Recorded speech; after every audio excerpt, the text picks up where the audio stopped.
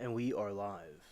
Hello, everyone. Welcome to the spaceship stream. You could be watching from anywhere around the country or the world, and I really appreciate every single one of you. Coming to you from the spaceship studios from a galaxy far, far away. We have some interesting updates about Diddy. Going to also talk about updates with Israel and Iran. And we will be talking about a variety of other things too. Welcome everybody coming in. We have some interesting stuff to talk about regarding trials and Diddy and other things that are going on with news and stuff like that. And hello everybody. It is me, Alien Spaceship. Welcome everybody. I hope everybody's been having a good day, and the trials ended a little while ago, about an hour or two ago, but the Diddy one was staying on. So it was a good day with chat. We had a good time. And also, what I'll be starting is the game that I play, and I'll be talking about the updates and things as I play the game, as we always have done. And hey, hi, hello to you, Rebecca. Great to see you. And hello, Frog. Hello, friends. I'm glad that y'all are coming in. Shout out to all of you. And going to see at the moment what the updates are at the moment, which we will be talking about throughout the stream. So, and with there's arrest in the Diddy case. It seems, although not many of the trial friends are keeping up with it, I've been keeping up with it, and it's coming to a close, and some of the charges on Diddy were dropped. So we're going to see if he gets free or if he gets locked up. We'll have to wait and see what happens. And we will certainly talk about analysis about it. Let's see, because the president was at yesterday. He was at NATO, a NATO meeting.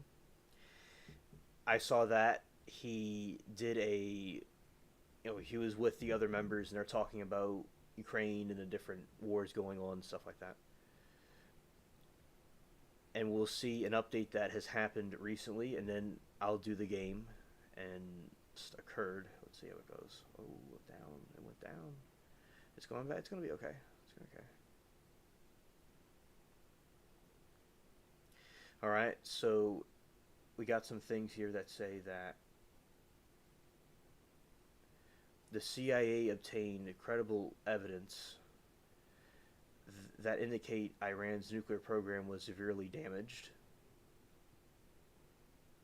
Director says, because there's a dispute going on about if he damaged their nuclear facilities, and it seems that there's been debate about it. But so we're going to hear things back and forth. But the CIA director, John Ratcliffe, on Wednesday issued the statement saying that the agency had obtained a body of credible evidence that indicates that Iran's nuclear program has been severely damaged by the recent target strikes. And shout out to Mary Toodles. I was bringing cinnamon here. Okay. Accidentally. Oh, okay, it's funny. All right. And this includes the new intelligence from historically reliable sources, and several key Iranian nuclear facilities were destroyed. And the White House will limit the classified information shared with Congress, because there's an issue with Congress and the White House right now about the information. U.S. Senate classified briefing on the set for the Thursday afternoon, source says. Iran's defense minister lands in China for a 2-day visit. So, and China has basically stayed out of the picture pretty much with that. And another thing is that the NATO chief clarifies earlier comments about Trump. I didn't call him daddy. It's kind of funny because there's a NATO, him and NATO were having a meeting, and that's kind of funny what they were kind of messing around with each other, joking around with each other in rumors on social media. It says the Root explained that he used the word daddy during an earlier news conference with Trump, where U.S. President described the conflict between Iran and Israel as two children fighting, because he sometimes hears countries asking him if the U.S. will stay with NATO. Yeah, I saw a AI thing created of the different countries as babies, the leaders of the countries as babies, fighting. So that is quite funny that they were referred to as babies. I guess Trump's like their dad, trying to settle it out. And it's a quote, I said, this sounds like a bit of small children asking his daddy, hey, are you still staying with the family? So in that sense, I use daddy and not I was calling President Trump daddy, he continued. That is very funny. And the Qatar Airways say at least 90 flights were forced to divert during Iran's attack on U.S. base. And it's good that we have allies in the region. So those are some updates about the situation at the moment with the Middle East. And with Diddy, some of his charges will be dropped. And we'll see what their prosecution has in mind with that. Alright, so now what I'm going to do is I'm going to go to the game, as we always do, and continue to talk about these things. As we'll have different people come through, and then we'll get into some more updates and articles as they come along. So that's the updates about the war going on right now, and with Diddy, it's coming to an end. And tomorrow and Friday, they may be doing deliberations, and they're going to be staying there for quite a while, and we'll see if they have a verdict for that one. The missing boyfriend trial is still... No, that was interesting today. We watched that. And then we also were watching... Well, I was... It's just some people don't watch certain trials, but I was watching the Preppy trial. So that was another one that we were looking at.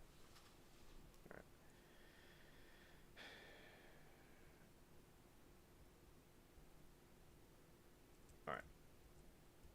So, yep, we had there's different witnesses in the stand with one of the trials that had to do with the missing boyfriend trial. That one, they had one of the police officers, may have been a sheriff, was talking about the canines and how they were used. There's a lot of things you learn from the different trials, so that was good to see, good to see that. And then chat will get triggered at certain things that are said because, a lot of times the information revealed will be disturbing. But it's good to see it all play out, because when you're watching a trial, you will see different information come out, which will prove or disprove certain points of the courts. If I didn't say it before, I hope everybody's having a good day, so far, as we're in the evening in my neck of the woods. Some places it's probably nighttime, and other places it's probably the afternoon. So, hope everybody's having a good day. The Preppy trial, you have these, they all kind of have like the same haircut. It's kind of like a French fry hair. It's quite funny.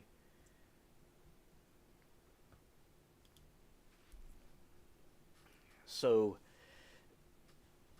then there's this other witness that was very clean cut looking, and he was talking about it, and he seemed logical. He seemed pretty cool. The other ones, they seem like a bunch of punks. So that guy was well spoken, and he was pretty cool. And I liked, seeing on the Preppy trial on that case. It was nice to see that there.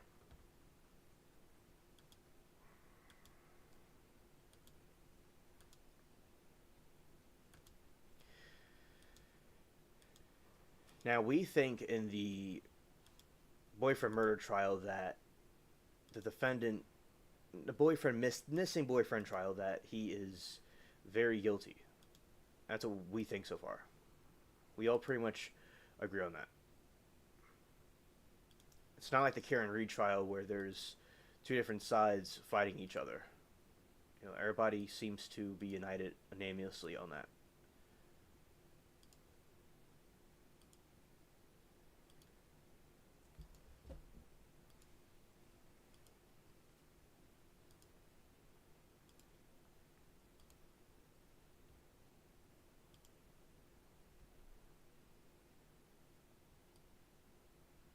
So another thing that I was seeing with the witnesses, it was they right, they all had kind of the same haircut. the the preppy trial, they all had the same haircut. Even the victim had a similar haircut. I don't know, it's just something they must do over there. But it was, people were talking about the haircut, but the one of them, as I said, just had a regular haircut, and he was just acting regular because some of the other ones lacked rude.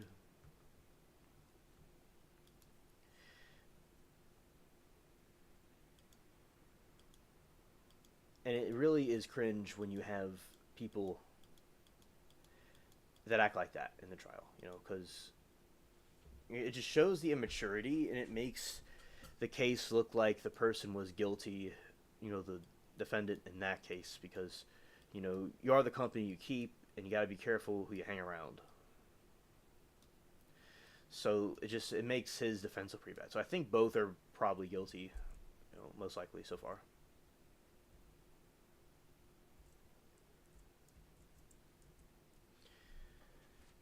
And as I said, with the boyfriend murder trial, so far no one has found, the body has not been located. Anna was theorizing that maybe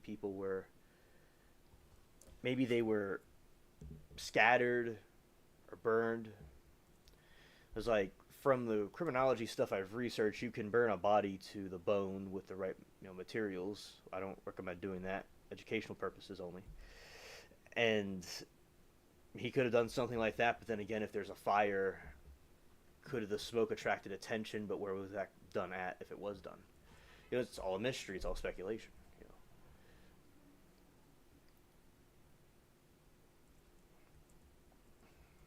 A lot of times, and we'll see with the Preppy trial, the defense will ask a question before there's a rebuttal, and it's a tactic that is not liked by some.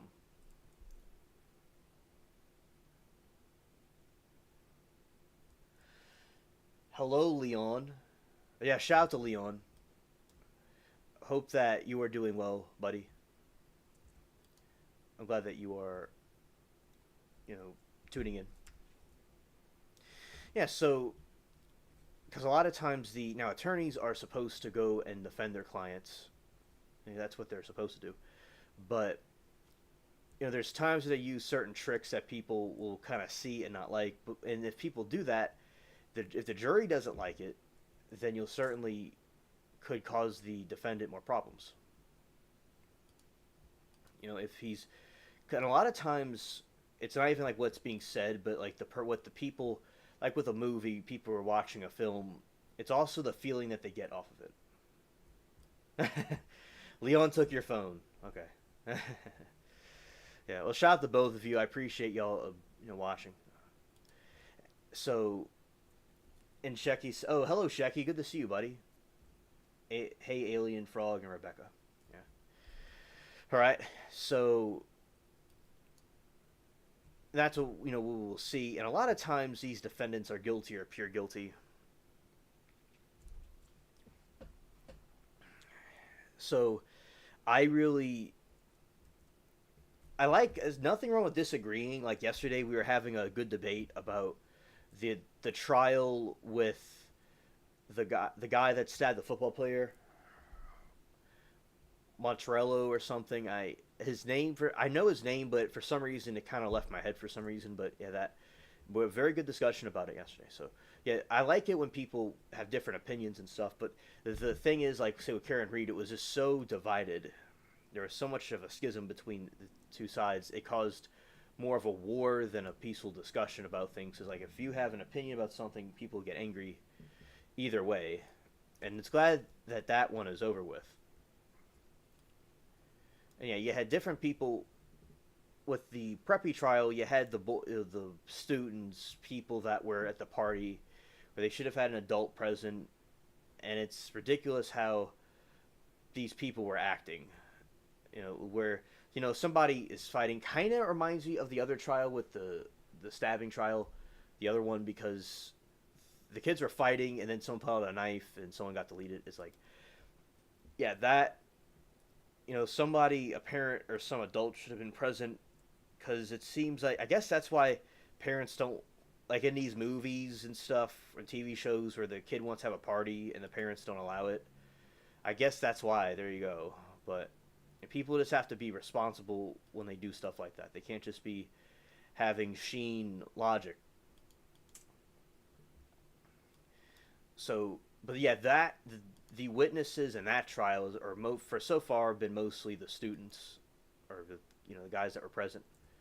Then the other trial, the boyfriend missing trial, is a variety of different people from law enforcement and people that knew them, people doing analysis on things. But as I said, the body wasn't found, and it looks like he used Barry was his name, used Barry's money to buy different things, and he was just like using them after he was deleted. And we're talking about when somebody's missing, it's quite disturbing and insulting, because they want to have closure and they don't have any closure.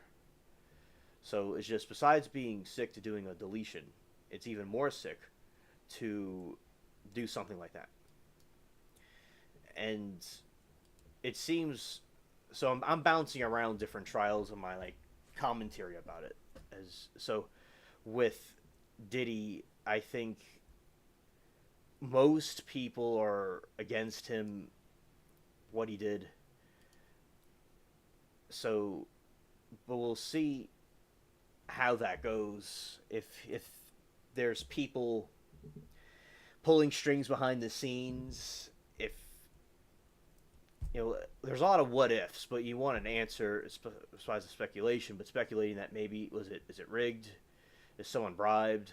Another thing that could be a possibility is that with some of their cases they have against him, do they think that it's not going to hold water? Or another thing they could do is try to get him to make a deal,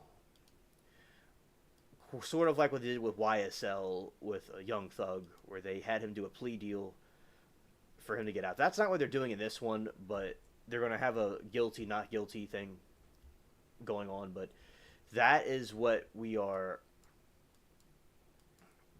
going to see how they do that.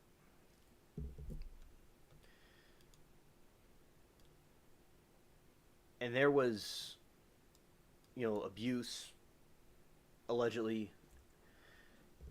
And there was a lot of freak-offs and baby oil. And I think the baby oil is going to start suing. The baby oil might sue Diddy. But the baby oil got very famous by being in the Diddy trial. It was all over the place. Now, some people are saying that no crime was actually committed. And as I said, we'll see what the jury thinks and how that goes. And some of the charges were dropped. But at the same time, it does seem like at the time maybe people consented, but they weren't really being serious about it, and they felt intimidated and afraid of him. Those things that we reviewed and covered about Diddy is that there is alleged violence that he did. As I said, it's alleged, and as I said, people could have felt threatened by him. But we will see what the jury thinks. Oh, hello, Anna. It's great to see you. Welcome to the stream. So we're talking about all the different trials that I was watching today, which you were with me. And we were talking, I said, a couple of different ones. I was talking about Diddy and the two other ones. So I liked your commentary on the missing boyfriend trial in the chat. That was pretty cool.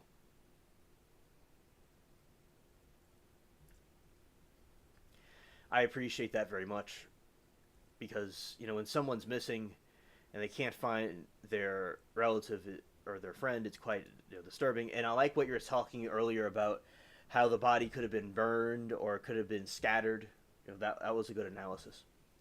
Now, if the body was burned, I wonder where it went, like where they did it at, or he did it at. Oh, hello, Duke. Good to see you, buddy. Welcome to the stream. Yeah, I was on Diddy. That's most of the chat doesn't is not interested in Diddy. I take an interest in it, but as I said, it's quite intriguing to see the although we can't watch the trial inside because the it's illegal for them to show us what's going on in New York State and in general with state trials in general. So it's a double. Yeah, shout out to the chicken. Shout out to all the chickens. Shout out to the space chickens too.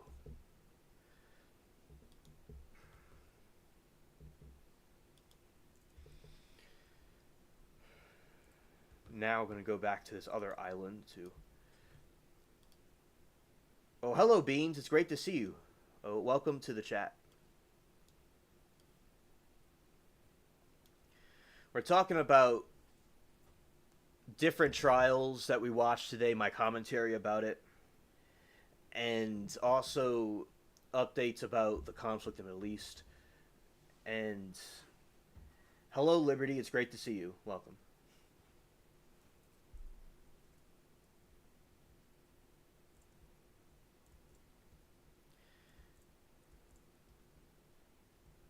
And yeah, so we're doing the commentary about those different things.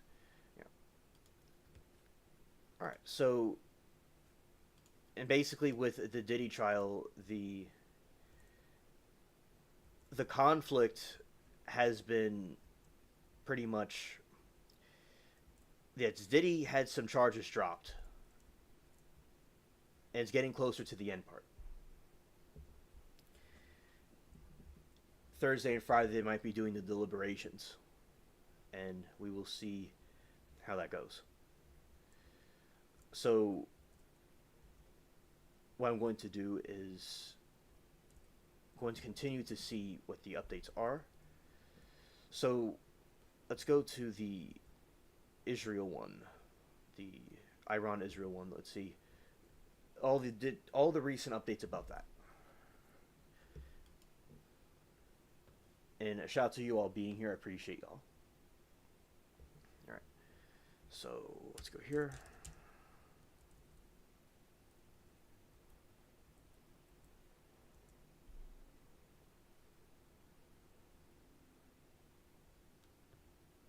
Okay, let's go.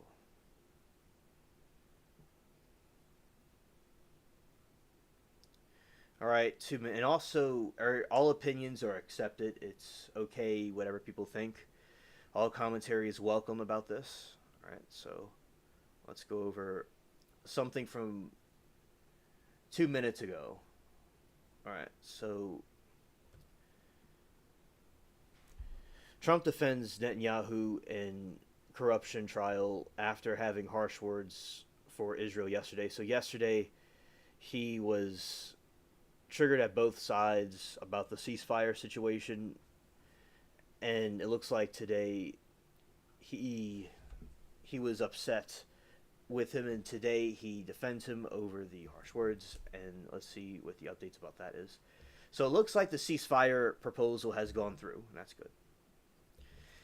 And it says U.S. President Donald Trump is defending Israeli Prime Minister Benjamin Netanyahu against the ongoing corruption trial against Israeli Prime Minister, calling it a witch hunt, saying the United States will save him. Quote, it was United States America that saved Israel, and now it's going to be the United States America that saves Netanyahu, Trump wrote on Truth Social. A turnaround public comments.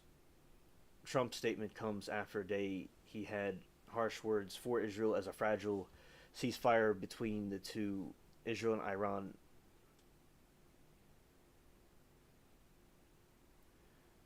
hung in the balance.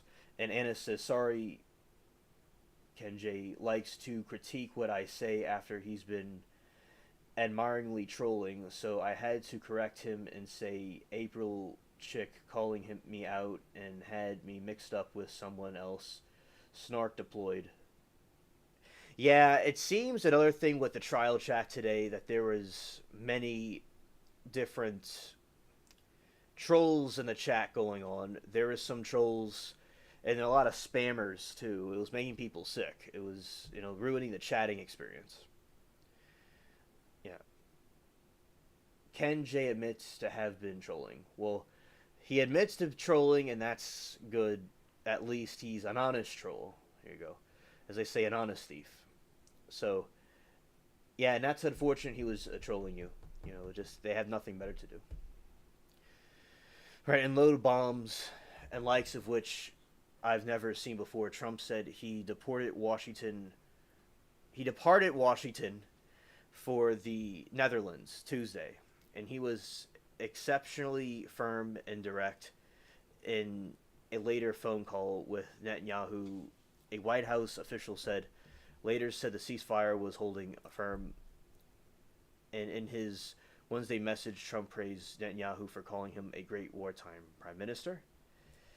And it says, Babi and I just went through hell together fighting a very tough and brilliant long time. A hilarious Anna. That's funny. Yeah, and I like your commentary in the chat over there, but the people that are trolling, they have nothing better to do, but you all that are just making commentary on the trial and being productive are very cool people. And I always like to see y'all's commentary in chat, and people be hating, they just got nothing going for them, so they have to go attack other people. And tough and brilliant longtime enemy of Israel. Yeah, where is Remy Naz when you need her? Yeah, Remy has not been online for a couple of days, it seems. And hello, Abby. Good to see you too.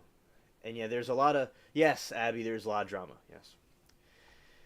And the brilliant longtime enemy of Israel, Iran, and Bibi could not have been better, sharper, and stronger in his love for incredible Holy Land. Anybody else would have suffered losses, embarrassment, and chaos, Trump said. Quote, I was shocked to hear that the state of Israel, which has just had one of its greatest moments in history and is strongly led by Netanyahu, is continuing its ridiculous witch hunt against the great wartime prime minister. He added, so it seems he has constructive criticism of him, and then he'll also is still his ally. And it was interesting to see because he was at NATO, and they were discussing this in the Ukraine conflict. I think it's good that there is a ceasefire so far, and that's good that hopefully it just stays that way. All right, and Hegseth will hold a news conference tomorrow, Trump says. Secretary of Defense Pete Hegseth will hold a news conference at 8 a.m. Eastern Time at the Pentagon. President Donald Trump announced on social media the Secretary of Defense Pete Hegseth, together with the military representatives, will be holding the major news conference tomorrow morning at 8 a.m. Eastern Pentagon in order to fight the dignity of our great American pilots, Trump wrote on Truth Social. The news conference will prove both interesting and refutable. Enjoy, he added.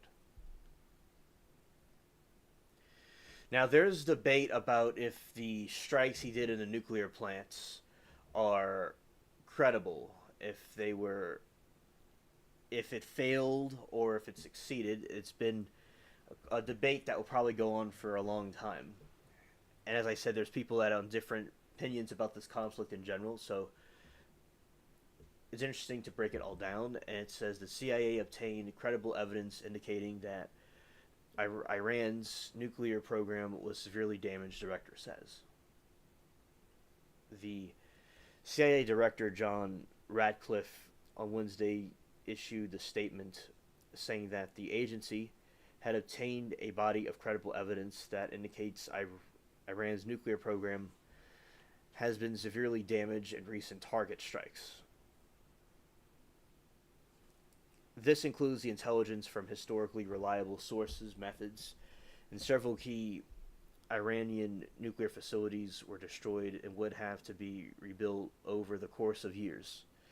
The statement comes the day after CNN and other outlets reported a preliminary Defense Intelligence Agency analyst produced roughly 24 hours after. Hello, Libby. Hello to you.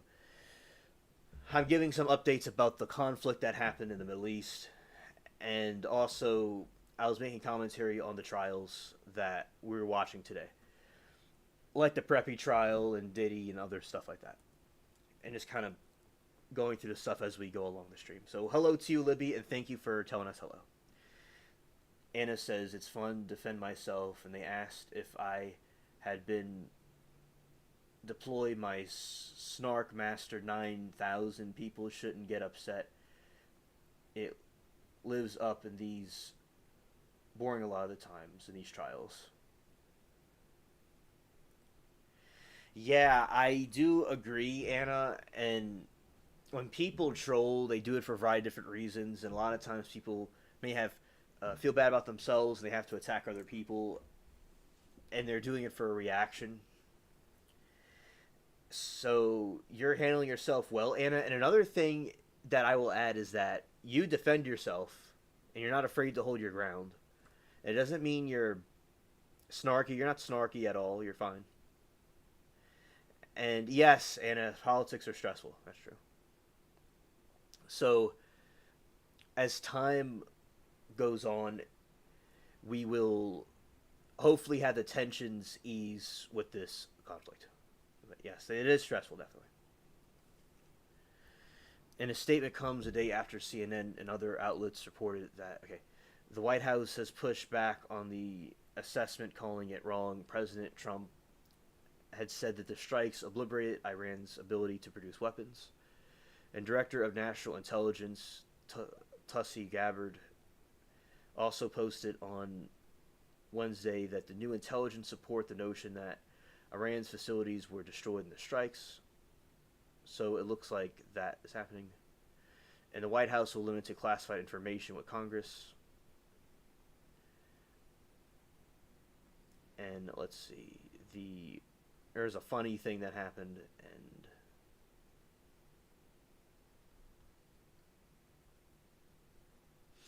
so to sum it up, allegedly the Iran's nuclear program suffered a lot of damage. There's a ceasefire going on at the moment. Trump went to a NATO meeting. They're talking about Ukraine and also this conflict. The Congress and the Senate are quite chatty in investigating this situation, but not everything's being completely released. And the General Secretary of NATO he was accused of calling Trump daddy, but he was just saying that with Israel and Iran, or Iran as we like to say, are both acting like children and Trump's their daddy. It's kind of funny. So yeah, that is what was. So those are the newest updates for those that are interested in it about this conflict over in the Middle East with Israel and Iran. So that, we'll see how it goes. So I'm just very glad to see that there's a ceasefire. Okay. So I'm seeing if there's anything really major to talk about on this matter. And there's some political, but Democrat Republicans are having beefing back and forth. And there might be a domestic crackdown, and their image of invincibility has crumbled in a span of hours. And there might be an internal conflict between them and the other in their people. So there might be an internal conflict between them and their people. So that is something quite interesting to see. There's a issue with Iran's myth of invincibility is broken. Many have concern about the domestic crackdown.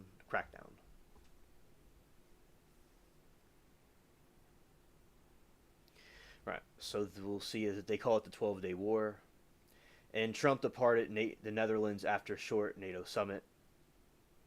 All right. And at the NATO summit, he declares the Iran strikes a success and downplays the need for nuclear deal. Okay. And the U.S. will meet with Iran next week about the potential nuclear agreement, though he said repeatedly that he doesn't believe such is necessary and added his administration would be asking for the same type of commitment sought in negotiations with Iran in prior recent highlight tensions in the Middle East. And the assessments found that the damage in Iran's nuclear facilities struck U.S. bombers could be limited. And flexible sanctions said that Iran needs oil money to put the country back into shape.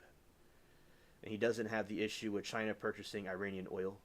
It looks like NATO leaders delivered a major win in boosting their defense spending. I came here because I had something I'm supposed to be doing. And they also talked about Ukraine and Russia.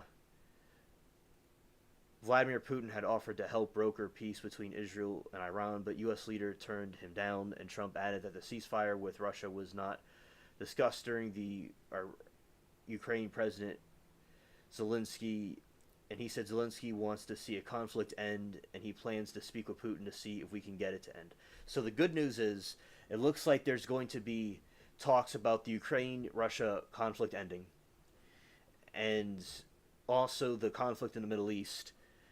Looks like they're going to be talking and negotiating about it. So they're going to be talking with Iran about next week about the nuclear situation. Also, they're going to be talking with Ukraine and Russia. So that is something I like to see. So it looks like things, I don't want to jinx anything, but it looks like things are going in a direction that I like to see. All right. And that is pretty much it for now about those updates with that. Okay. So those that were interested, those are what's going on with the Israel-Iran situation. All right. So here's our happy pirate. And here we go. We're going to be launching the ships.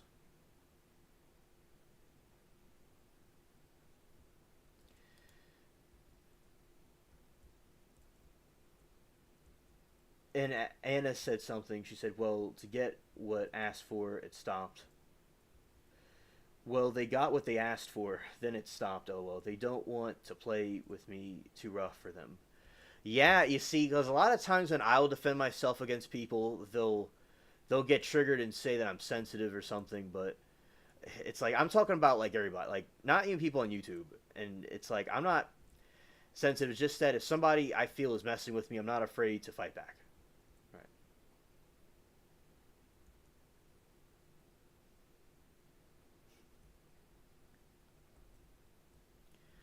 So that is, I understand, Anna. I agree. They don't want to, because they usually, when they want to pick on somebody, they want to pick on somebody that's an easy target. And when somebody does retaliation, they go, oh no, it's mean, because there's some manipulation.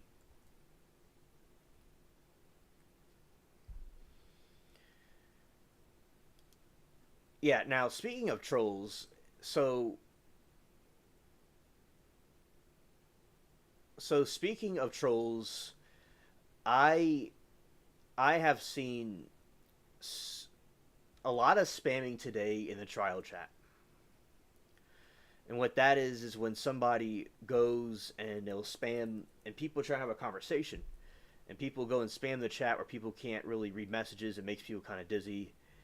It isn't really a pleasant situation. And sometimes, if the conditions are right, they could just post 6 messages at one time. Oh, you're welcome, Anna. Thank you. You're welcome. So, and today, and G was getting, is nauseating to see. Yeah, when you see the trolls, they are nauseating, especially all of the pictures of them too are nauseating. So that is, but especially when they spam a chat, it's when somebody's like trying to watch a chat room, it's already difficult to try to see that. On top of that problem, you have another situation where it'll be spamming the chat until the point of no return, where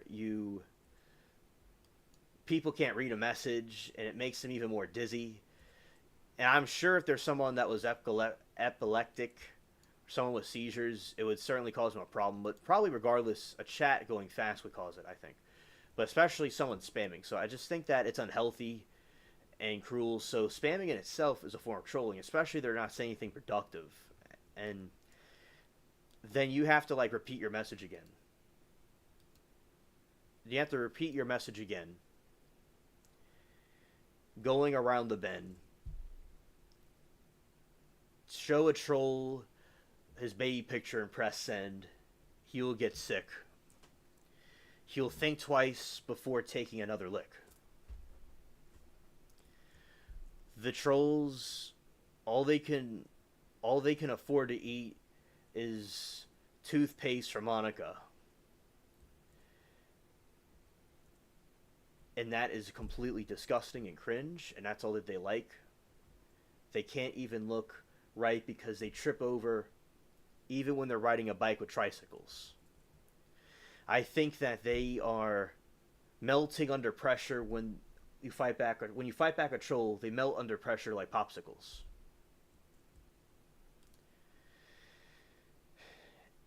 And it's like automatically get sickle cell anemia rather. Yeah.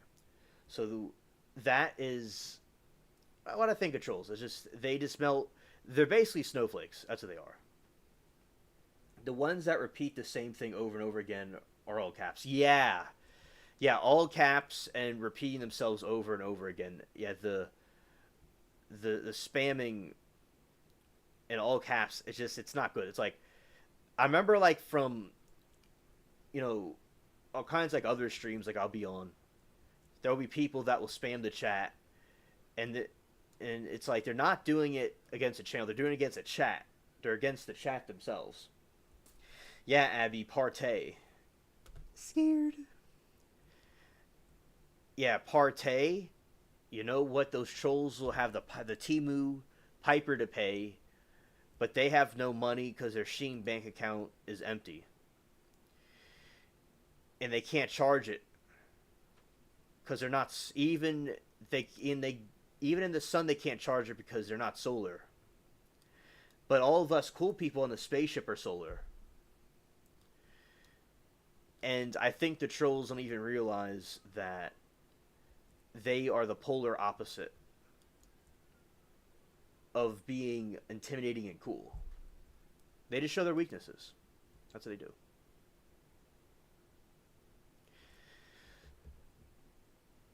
And as I will reiterate, I think that the trolls and the chat are trying to completely stop the educational and media commentary of what we're trying to do with watching trials. And I think both defendants are guilty in those two trials that y'all are keeping up with,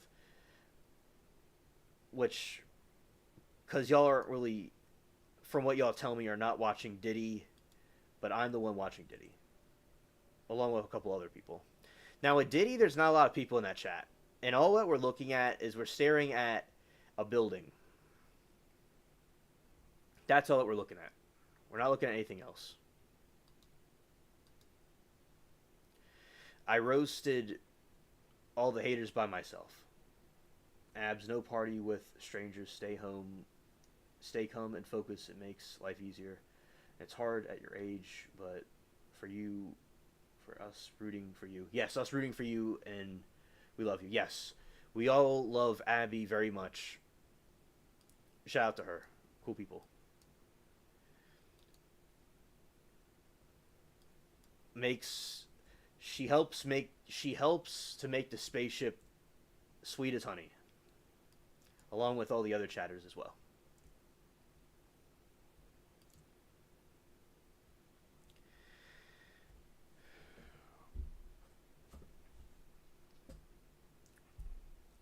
The trolls try to ding around, but all they are is a cracked bell, but not in a patriotic sense. Party with everyone, but okay. LY2 girl. Yeah. OMG abs, home, not come. Yeah, we're getting into like Monica Sementelli, where that's what she likes in her toothpaste, but she's not getting any of that toothpaste anymore. She has to have regular toothpaste now.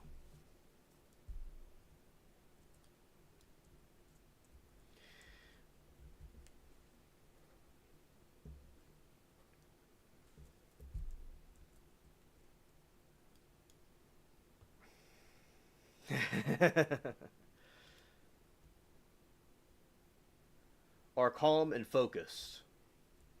Trolls are filled with hocus pocus. There you go. I ended their whole career.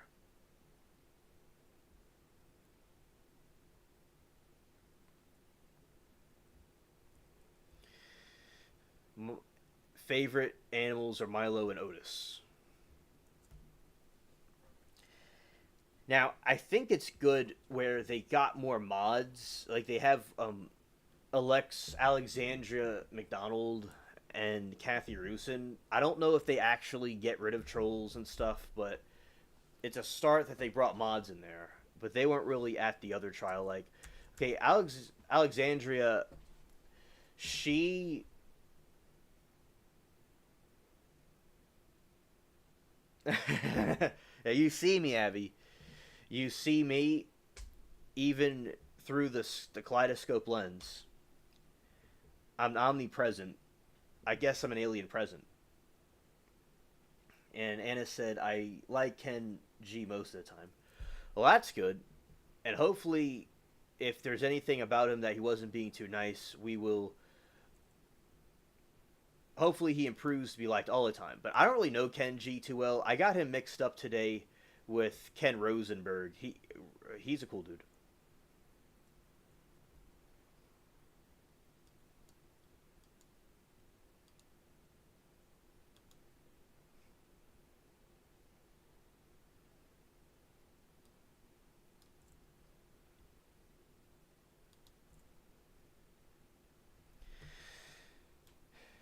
Yeah, but I've not really talked to Ken G too much.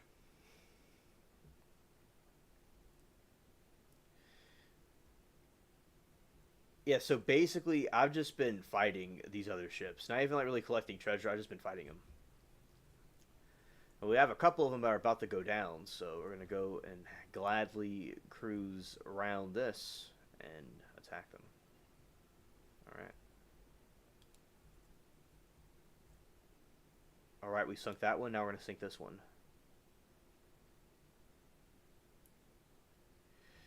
All right, that's fantastic. We're going to ram into this ship.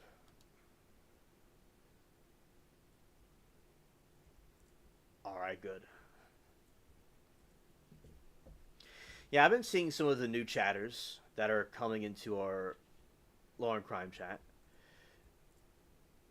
And I don't like I talk to the new people. I don't know every single one of them yet, but I've been talking to them to different people there. It's been quite interesting to see. Now, I think it was interesting seeing them talking about the canines today at the missing boyfriend trial. That was interesting to see. Yeah, I got it right. I don't want to get the two trials mixed up, but yeah. So, and with the Preppy trial, it was nice to see a witness that wasn't a complete moron. What's the next big trial? I don't really know. I know sometime this year there's going to be the Koberger trial.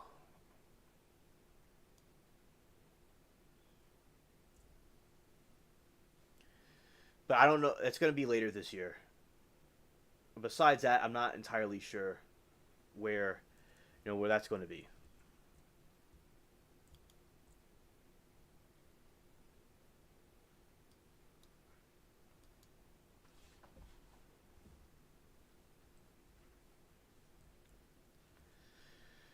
All right. We're going to now get into some updates about the some of the trials that we watched today, but also Diddy. We're gonna get into that too. All right.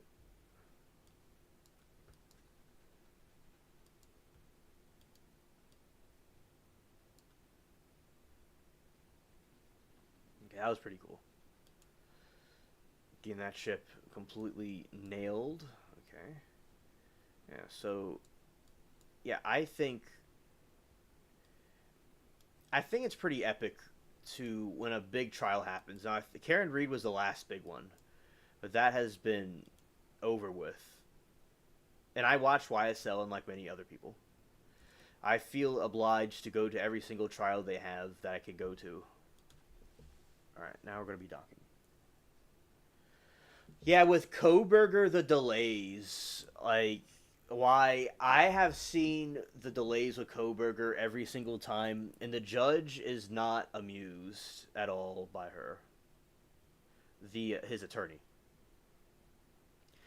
and he looks real grumpy, and I don't blame him. Like,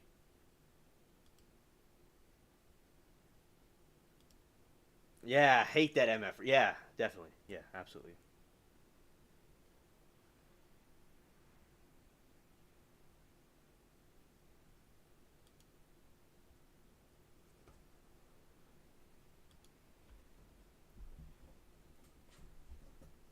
Yeah. All right.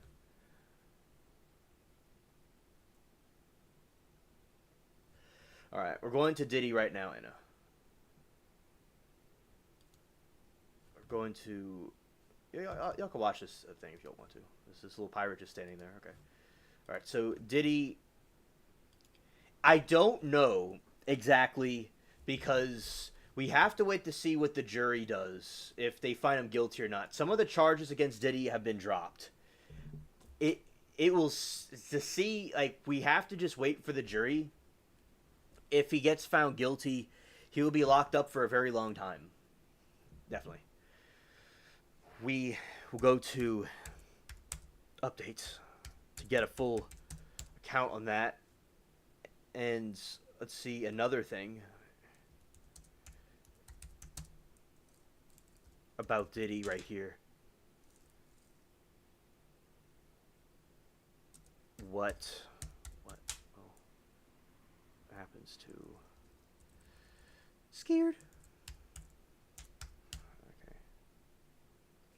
Mr. Combs has pleaded not guilty to the charges of sex trafficking, racketeering, and transportation to endanger for prostitution. He faces life in prison if convicted in the scheme. So, reading it again, Mr. Combs has pleaded not guilty to the charges of sex trafficking, racketeering, and transportation to engage in prostitution. He faces up to life in prison if convicted in the scheme. So, if he is found guilty, he'll be up to life in prison. Some people are saying not defending him, but people that didn't really know about the case too much were thinking that it was consensual that was going on with Diddy and there wasn't any crime committed. But if he is intimidating people and people feel threatened by him, they may have went along with it anyway because they didn't want to be attacked by him. But as I said, it's up for debate. But 99.99% of people are against Diddy. Now, I do like to see other opinions, though, regardless of how heinous it could be, because I think that it would just, in our system, it's good to see what two different groups are saying. And sometimes when you see a refutation to a point you believe in, it'll confirm what you believe in more. Because there's ways to, like, debunk it and seeing different perspectives. But most people are against Diddy, and I do think he, in my opinion, had something. This is irrelevant to this case.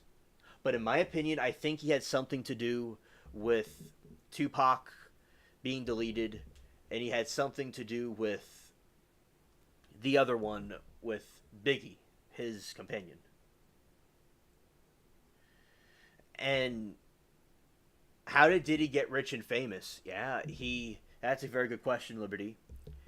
He he was a rapper, and he did these record labels and stuff, and he got very popular. But of course, there's more than that, Liberty.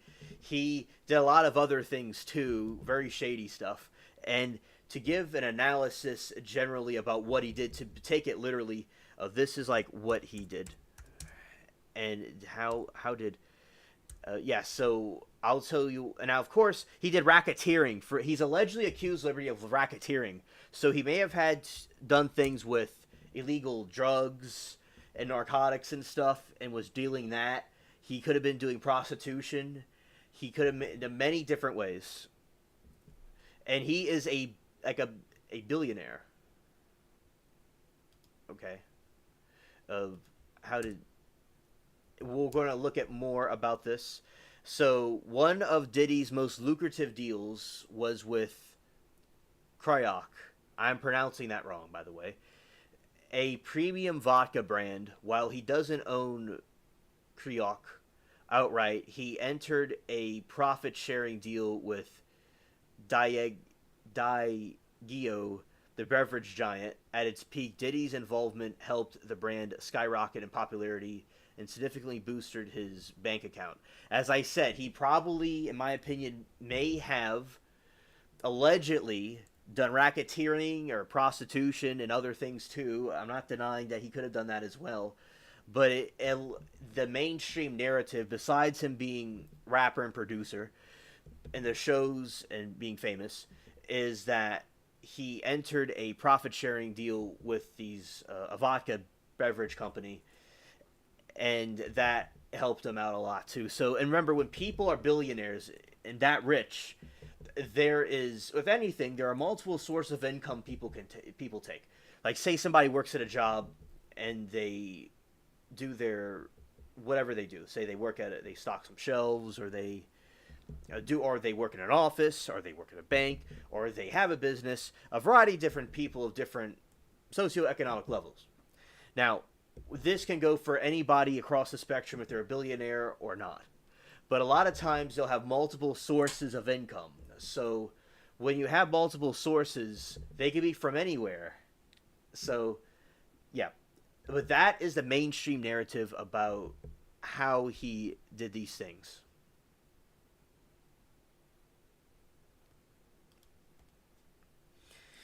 And we'll see, Abby says, I'm glad that's the new judge. He doesn't favor defense and won't exclude evidence. Yeah, Abby, I agree. He's not clowning around with them. Not clowning around with them.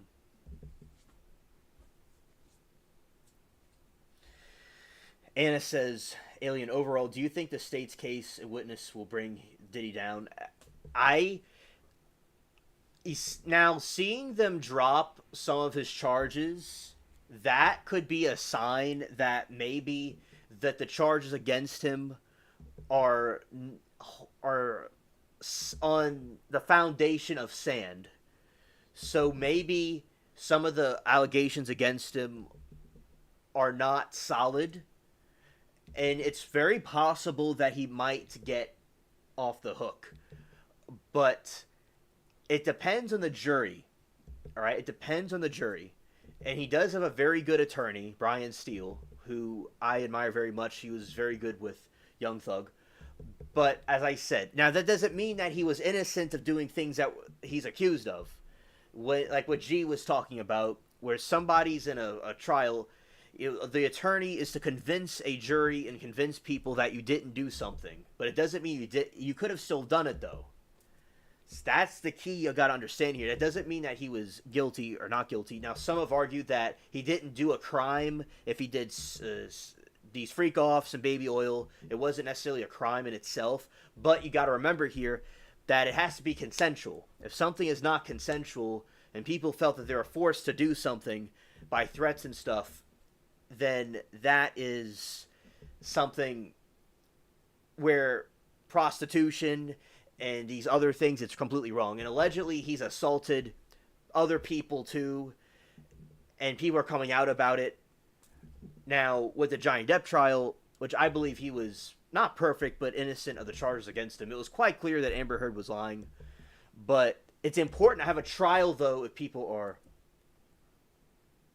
Yeah, Anna, we don't know about juries anymore. That's why I'm saying I don't know. He possibly could get off the hook. If the jury was convinced that Casey and the other people were not being straight with it, and that the allegations don't hold or on sand, and it's going to water away.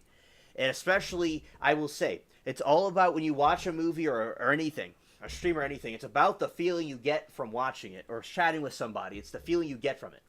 And there's an artistic license, or people will, even trolls, they'll come up with their own interpretation of how something is done. So you will, whatever the jury impression it got from Brian Steele, a very good attorney, by the way, okay, in my opinion, if he wins or loses, that's a very good attorney. If, however, the jury feels the impressions by Casey, by all these different people in the state dropping charges right before the deliberation, that is, I don't know, it could tilt in his direction. It's also like, think of it with a hurricane that we have to deal with in the Gulf Coast a lot. So a hurricane can tilt ever so slightly, a little bit, and it can just change the whole course of history. Like, for instance, when Hurricane Katrina was going into hitting New Orleans, it tilted ever so slightly a certain way where it applied a lot of pressure to the levees, which they're going to break anyway, probably, because they were being bombarded with hurricanes that year. And there were so many, weakness in the system because it was never repaired. Some think the levees were detonated on purpose, but either way, they're going to probably go down. Either way. And it tilted a certain way, and it caused so much water to come in.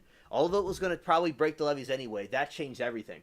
So a tilt in the jury's perspective on how how someone presents themselves. If they slip up somewhere, it could completely tilt their opinion. That alone could maybe tilt their opinion in Diddy's favor. You never know. That's why I'm saying I don't know, but it's just remember there's a big possibility that he could get off the hook. That doesn't mean he was innocent and he did shady things throughout his life that were not good, but it's possible that he might get off the hook. But at the same time, it seems that the public opinion of him, which the jury would not know about, is not in his favor. He did do things that were quite horrid, and or depending how people will feel about his activities, if they were legal or not.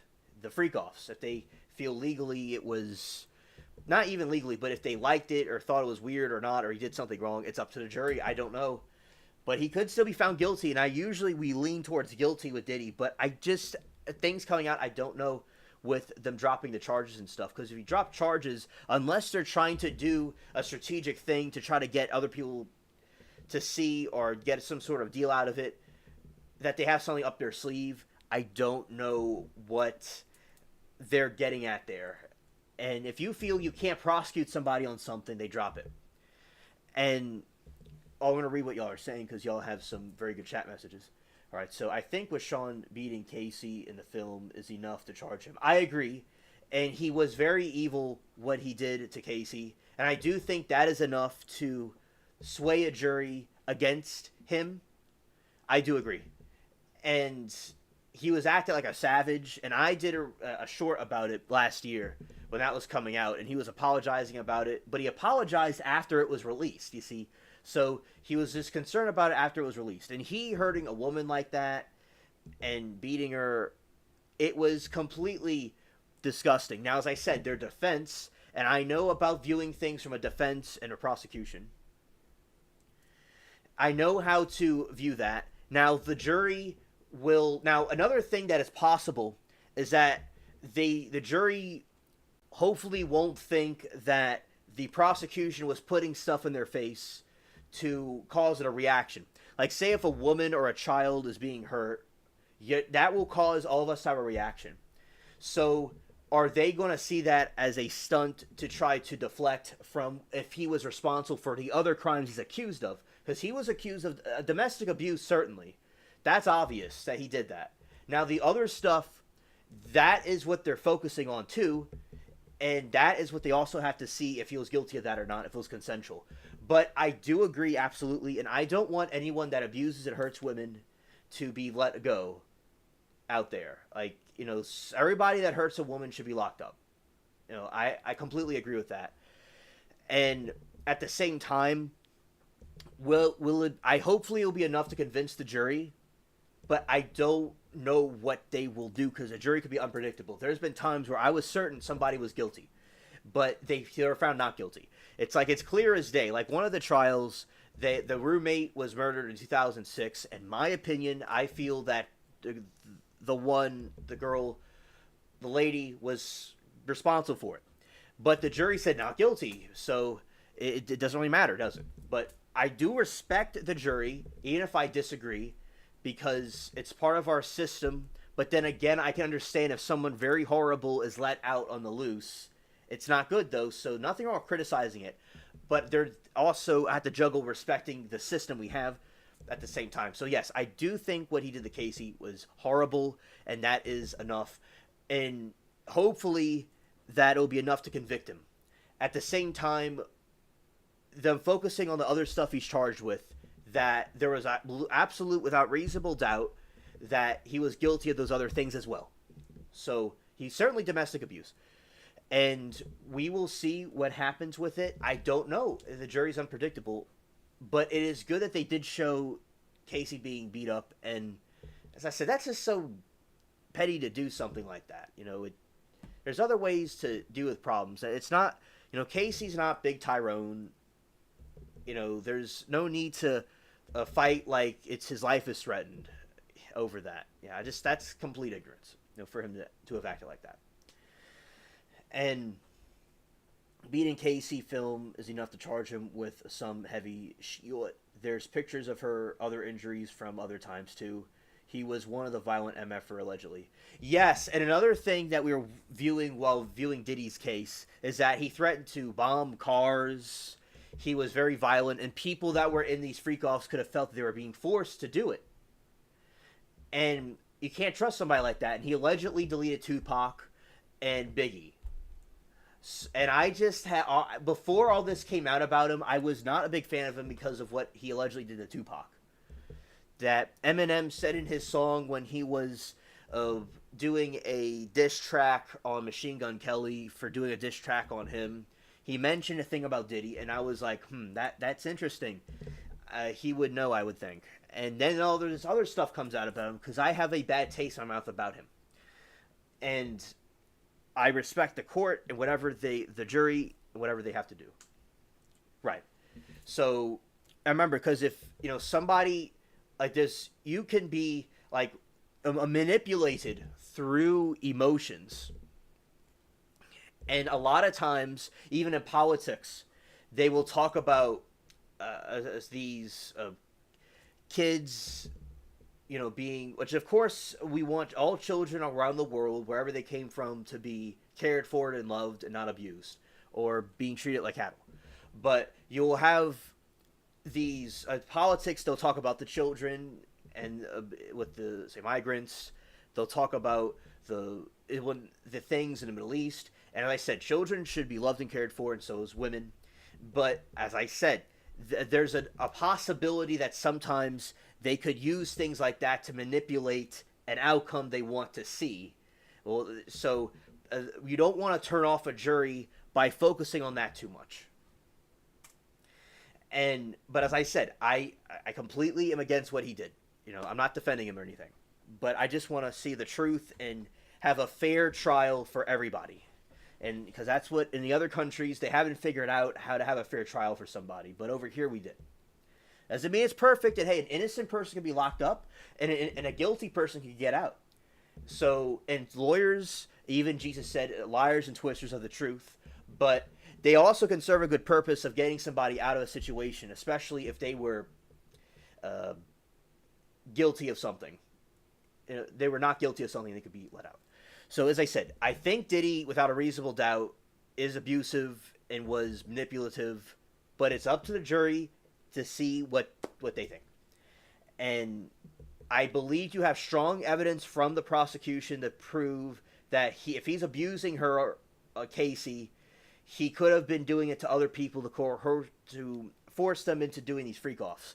Now they'll have to prove without a reasonable doubt that he was forcing people to do freak offs, and at the same time, but he certainly domestic abuse, certainly abusive, okay, and manipulative, and threatening to bomb people and stuff. Yeah, so we have to wait and see. A jury could be unpredictable, but I do not support anybody that abuses women or children or forces people to do prostitution and things like that. I absolutely am totally against it. Right. And yeah, freak offs are probably just wild parties. Wonder how many charges are left. Can he get time on some charges and not others? Yes, Anna, I believe that's possible. And yes, dropping charges before a jury goes to shows weakness on the state's part. Yes, it shows weakness on the state's part. And we got to remember, if somebody is actually innocent, hopefully they could be held accountable for abusing, somebody on camera. At least they'll, no matter what, his reputation is completely going to be tainted forever. Okay, it's going to be tainted forever, his reputation. And no matter what happens. And either way, if he's locked up forever or not, hopefully he learns his lesson to not treat people like that and make, to just be a changed person, because that's what a punishment's supposed to do. Where people could say, you know what, I was a piece of garbage from Temu, and I'm going to think that I should be better. Right. So that is what they have to do. So this is my opinion of what the truth is. And also, Liberty says, what are y'all watching tomorrow? Tomorrow we're watching the Preppy trial and the missing boyfriend trial. And I will be looking at Diddy to see what is going on with him with that. Why they drop charges? That is the question of the hour. Let's see. Let's see if we can find anything about this. Alright, so let's find out more about what charges were dropped and how this, what was going on with this. Okay.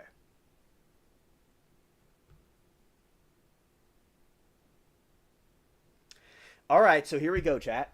We're going to read about what charges were dropped. There's some sort of an issue. We'll go to, I'll read it from the phone. Alright. So here we go. Diddy trial, the government wants attempted arson and kidnapping allegations removed from the jury instructions. All right, so attempted arson and kidnapping allegations removed from the jury instructions. Federal prosecutors want to tighten their case against Sean Diddy Combs. Now, when they do something like this, they're doing it to maybe strengthen their case. Maybe it's a tactic to try to strengthen their case against Diddy. But it could also be a sign of weakness, too. All right. So, against Sean Combs, asking the judge to strike language regarding attempted kidnapping and arson from the jury instructions, according to court documents filed Wednesday. While Combs still faces same racketeering and conspiracy and 6 trafficking counts. So he still faces charges on racketeering, like Al Capone stuff, like gang stuff, and conspiracy, the racketeering conspiracy, RICO, which Young Thug and his companions were also charged with. But Young Thug took a plea deal, and his partners, as like to say, down here, were taking off. Unsure but gonna crash. Wishing you all a good night. Okay, Abby, good night to you. Thank you for coming.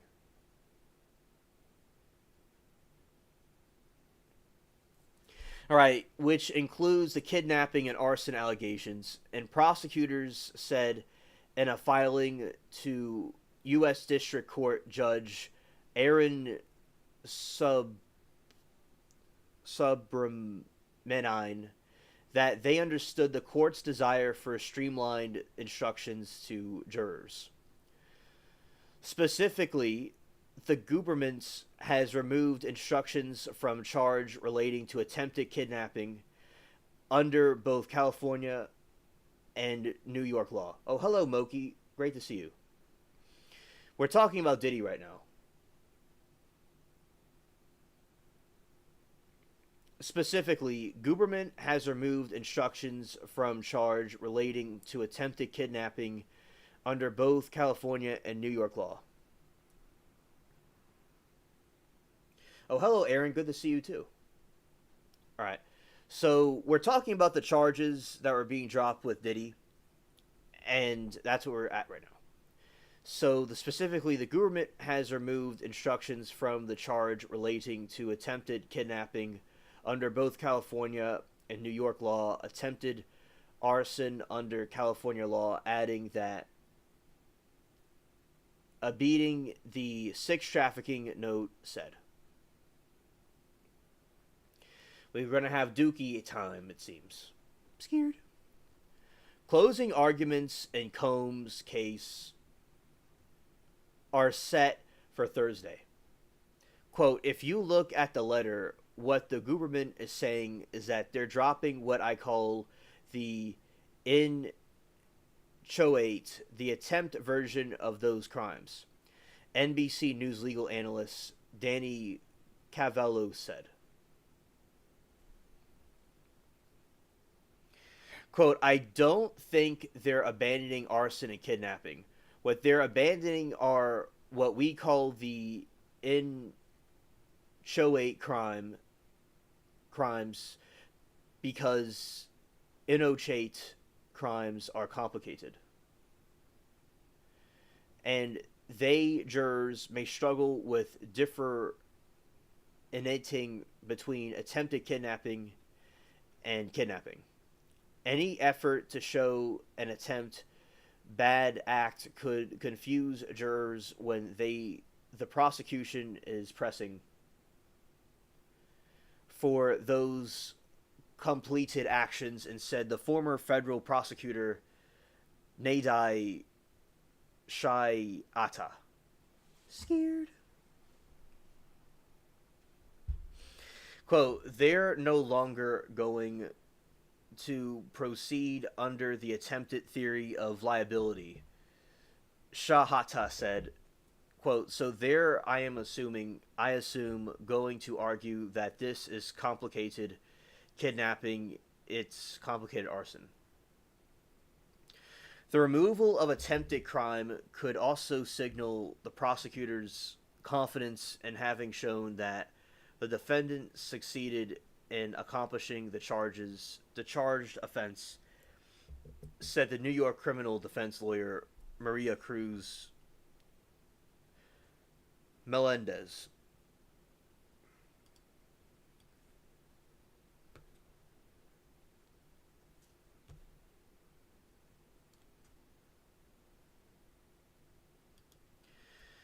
You couldn't see GSI's comments. Scared.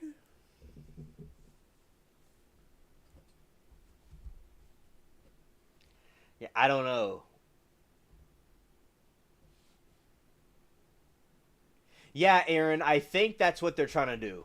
From what I've read, they're trying to drop the simpler charges and going after the bigger ones. Yes. Moki says, I mean, I don't know if it's a glitch or it could have been an accident. We'll see. We could see what's going on with that. She has not said anything bad about you. Now, Moki, it's possible that the chat was going so fast you didn't see her. It's happened to me before. I've not seen people's chat messages. It's happened to me.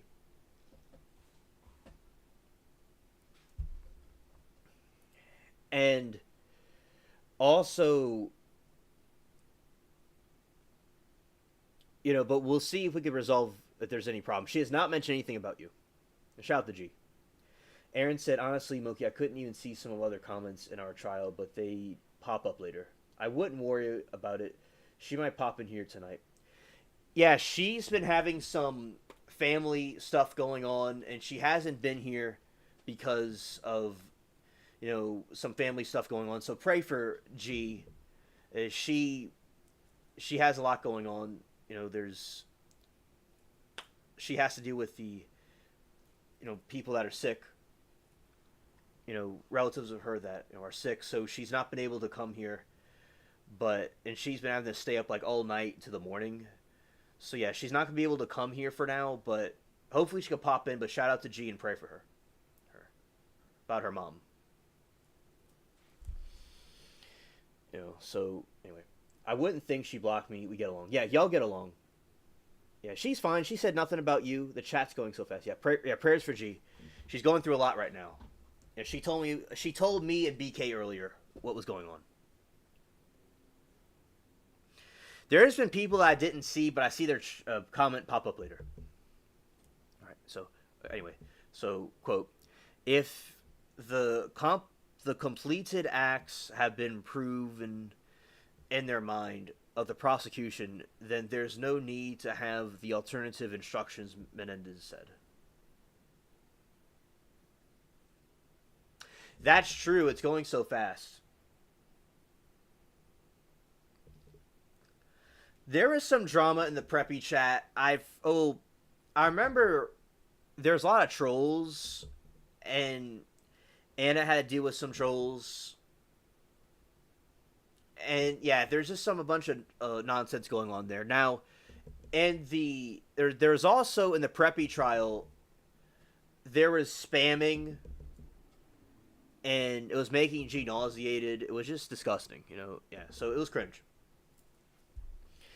All right, so with another update about Diddy, quote: it is clear that the judge in this case is asking them to streamline, and they, the prosecutors, feel confident in their case that they're proven the complicated act. Okay. It is clear that the judge in this case is asking them to streamline, and if they, the prosecutors, feel confident in their case, they're proven the completed act, then you don't need the aiding and abetting. You don't need an attempted. Yeah, we're talking about GSI 8. Yeah, so far they haven't found the missing boyfriend. That's true. The definition of attempted crimes has been vexing lawmakers and attorneys since their days in law school, according to Cavalos.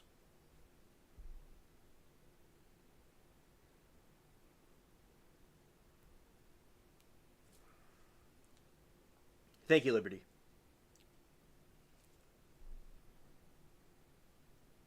It's funny when things get snarky. Yeah. Right, quote: it's one of the most interesting law school discussions about attempt.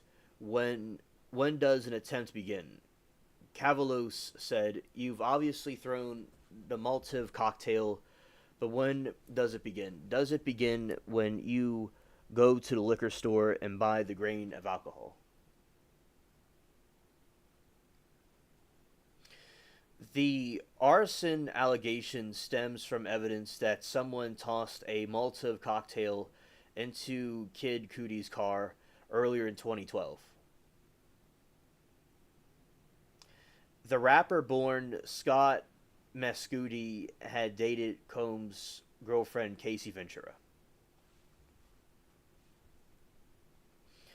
Prosecutors had accused Combs of breaking into Kid Cudi's Hollywood Hills home in 2011 before the attack on his Porsche in 2012. Yeah, she was on and off today, that's true.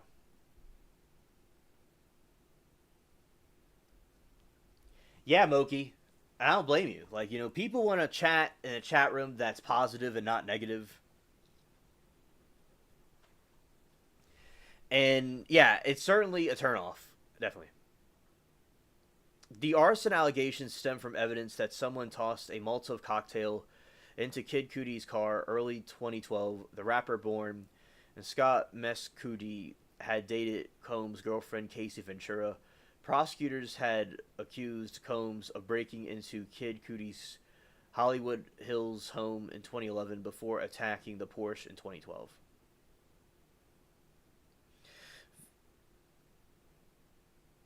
Ventura had testified that jealous Combs that a jealous Combs had threatened to blow up Kid Cudi's car.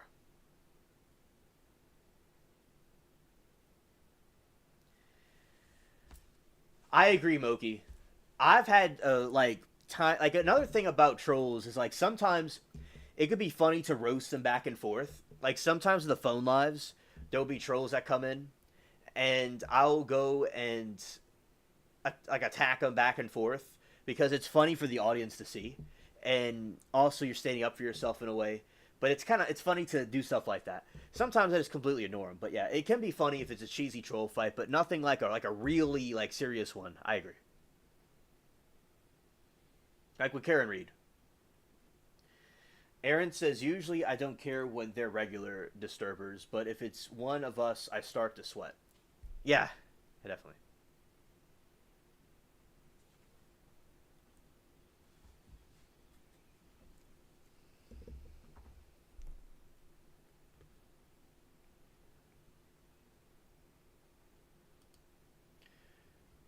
All right, so they're dropping kidnapping allegations and are an attempted arson, but he still faces issues for the other ones.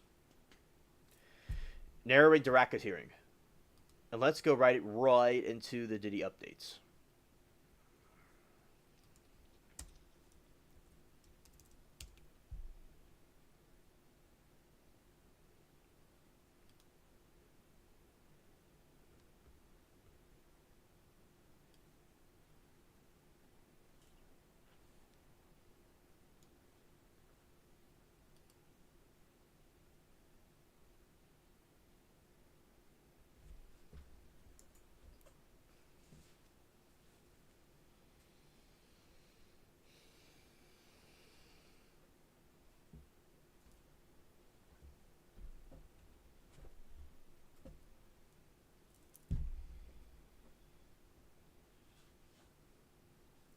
And Moki says, "Yeah, I don't like when we're gonna fight." He says, "Sorry, Aaron. I will defend myself when people come at me."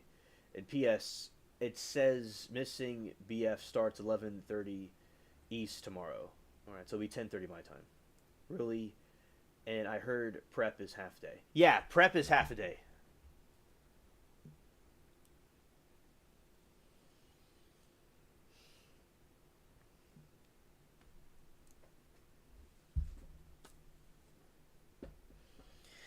Aaron said, "Anna, fair enough.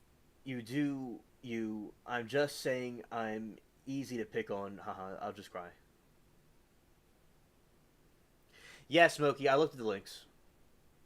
Thank you.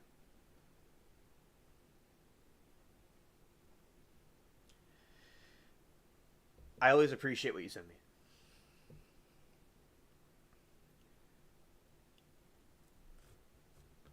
Okay, so here we got some updates about Diddy. The defense has rested their case, and let's catch up what happened. Before the lunch break, the prosecution rested their case after 6 weeks of testimony from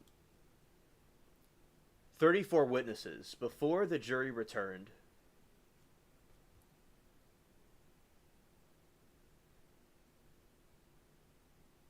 yeah, that battle with the aliens that left a bunch of soldiers dead. Yeah, and I'll repeat that. I believe it. Absolutely. Oh. No, I certainly believe it. And basically, what I think is I do think they're communicating with our planet. And I do think that there is something, coming our way. And yeah, I do understand Moki. I do think that happened. But now the media and stuff won't like to talk about it and put it on their rug and hide it. Because that's all that they like to do. They like to be Timu cringe and Timu philosophers and stuff like that. Because that's all that they're causing problems with. I'm sorry, are we going to address the biggest news of all? Judge Judy having a new show? I didn't know that. I didn't know that. Well, shout out to Judge Judy having a new show. I really will look forward to watching that. So Judge Judy is having a new show. Yeah, definitely. I'll definitely check that out. She's been streaming a show for a while.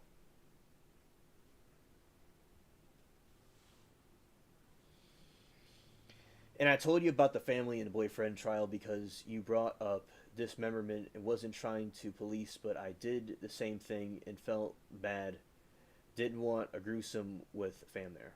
Well, shout! I'm glad that there's people of his family that are in the chat. Condolences and prayers to the loss. Oh, hello, Virginia Possum. Oh, I hope that you're doing well too. We're talking about, with my trial buddies, we're talking about trials and the drama today in the trial chat. And Virginia Possum, we hope that you are doing well also. And recently I posted a short, you probably may have seen, in a video of a possum mom carrying her babies. And I just, the way what happened was I was just standing there. I was standing there and I looked to my left and I saw the cute possum with all of her babies. So yeah, just possums are so cute. So yeah, shout out to you, Virginia Possum. And we're talking about Diddy, and we're talking about a missing boyfriend trial where they had some people that were relatives of them in the chat of the person that went missing. And they're trying to just have the consideration for the families that are watching. So yeah, shout out to them. I'm glad that they're watching it. I'm glad that they're watching that. And I said prayers for Barry and his family into this great time of sorrow. Amen. And Bird isn't on. You saw it, Virginia. Okay. I thought you did. Thank you. I'm glad that you liked it. Yeah. And my mom, Mary Toodles, does an excellent job at feeding the possums and the cats. And the possums are very good for the environment and good for us here. Yes, Virginia. Amen. All right. And we're talking about Diddy. And with Diddy, there is some charges on him that were dropped, which had to do with arson and kidnapping, when they want to just narrow it down to the other things. We have to wait to see. He will likely be found guilty, but a jury can be unpredictable, and we'll see what the jury thinks. And the streaming show is just Judy, and I think her granddaughter is her court reporter. Oh, that's really cool. Anna said, watching mainly preppy and thought I heard the state was saying dismemberment, but I may be wrong. Oh, okay. Understood. Well, thank you. Shout out to Judge Judy. When I'm in the cat room at night, when I was in the cat room at night, like during winter, with turning their heater off, I would go in there and watch Judge Judy and on the phone, and she's very charming and funny. G loves Judge Judy, and G met her. The GSI met her. And G's personality is very similar to her. So yeah, that's cool that Judge Judy's having another show. All right. So this is some other updates about Diddy today. Or June 25. I have been watching the Iran, Israel stuff. Oh yes, earlier we did an update about Iran and Israel. We're still watching what's going on with it. And so, and as I said, people have diverse opinions about it, and all opinions are welcome. Any discussion is fine. And you wait the steak. Scared. So that is something we're keeping up with. I'm glad that there is a ceasefire. And next week, Iran, I like to say Iran. And Iran and the United States will be having talks on next week. And it looks like there's a ceasefire for now. And the Congress is kind of angry with the Orange Man, Trump. Sometimes I call him Orange Man. And we've been, keeping up with that, the back and forth fighting. So, yes, I've been keeping up with that a lot too, and I'm glad you're keeping up with it too, Virginia Possum. And also, Moki says, I like when she slaps her desk. Yeah, very funny when she does that. And she's good at roasting people and, setting the facts straight. Oh, you'll be right back? Okay. All right. Yeah, she is aggressive. Virginia said, my adoptive grandparents are Jewish, so Israel has my heart, but I am also praying for peace. Well, that's good that you're praying for peace, and I have nothing against the Jewish people, and that's very intelligent people. I'm not against the Arabs or the Iranians either, but I'm not their government. I think I understand there's regime change in the Middle East and there's some conspiracy theories and stuff, but I don't think Iran would have liked us if Israel existed or not. I think that you know, but I'm praying for the people that are in Iran. I'm not against the Iranian people. I don't completely trust their government. I don't know what they would do, in my opinion. But as I said, I want peace, and I'm not against the Jewish people. Very brilliant people. Shout out to them. But also, there's other people who are brilliant too. I'm not saying that they're only brilliant people, but I'm not against them. And when I was growing up, I'm not Jewish myself, but I went to so the summer camp that I went to had it was a Jewish themed summer camp, and I met some people that were from Israel, so I also had good experiences with them too. Although we have disagreements about Jesus, and but anyway, I think they're fine. And as I said, I've looked at both sides of their different conspiracy theories back and forth. But as I said, I'm not against Jewish people or Israel existing or being there, but I do want peace to happen, and hopefully the entire Middle East can be safe. And you got to remember, the Saudis are suspicious of the Iranians too, so it's not just an Israel thing; it's something in that region. But as I said, all opinions are welcome, and people may have disagreements, and that's fine about the matter. But as I said, I look at it with an open mind. So Virginia, that is awesome. Thank you for sharing. Yeah, and Virginia said it's hard for sure at times, and I am open to everyone's opinion. I am Christian. Yes, I'm Christian too, and and as I said, I do not think it's like with the Israel-Iran conflict. It's not strictly like a Islam or Jewish thing. It's more of a country versus another country. Now, the Iran allegedly seems to have a very uh, strict interpretation, or a very uh, passionate interpretation, or that a lot of other Muslims may not agree with, kind of like how the Taliban, the views that like they have. So there's different people that interpret it differently. So yeah, and there's a lot of people in Israel that are Muslim that are in their military and stuff that I pointed out. So yeah, it's the Iran versus Israel and other Middle Eastern countries. Now it's good that America is staying out of it, where they're not trying to do like they did with other countries. There's other countries like Saddam Hussein and Libya. When they did a regime change, the way they did it, it caused more problems than good. And a lot of them view the Americans as imperialists, trying to cause problems to their region. Understandably, but the Iran, it's up to the people if they want to do anything, and America is just trying to make peace, and the regime is still there. We just want to stop a big giant conflict and a war from happening, and Trump has scolded both sides for their actions, and I think that's fair. As I said, Iran is talking about peace, and if Iran and the West can come to a peace, they will resolve any conflicts that were happening. So that is a good sign, and not like the other presidents in the past that may have, like, say there's weapons of mass destruction somewhere and there wasn't any weapons of mass destruction. And, so that's why I think that it's being handled better. And Putin offered to mediate peace talks between Iran and Israel, but Trump didn't need it. And also, okay, Liberty, take care. And basically, that is the situation where they're talking about Ukraine and Russia, where Ukraine and Russia were having a war, and they're having peace talks about that too. Yeah, prayers and love to all countries. Yes.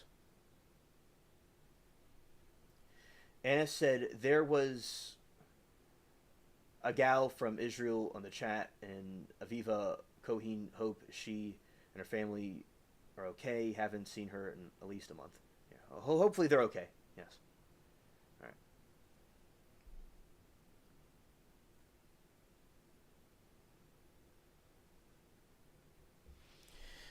All right. So talking about Diddy, The defense has rested their case. Catch up on what has happened in the court today. All right, before lunch break, the prosecution rested their case after 6 weeks of testimony, 34 witnesses. All right, Virginia, thank you for popping in and hanging out with us for a little bit.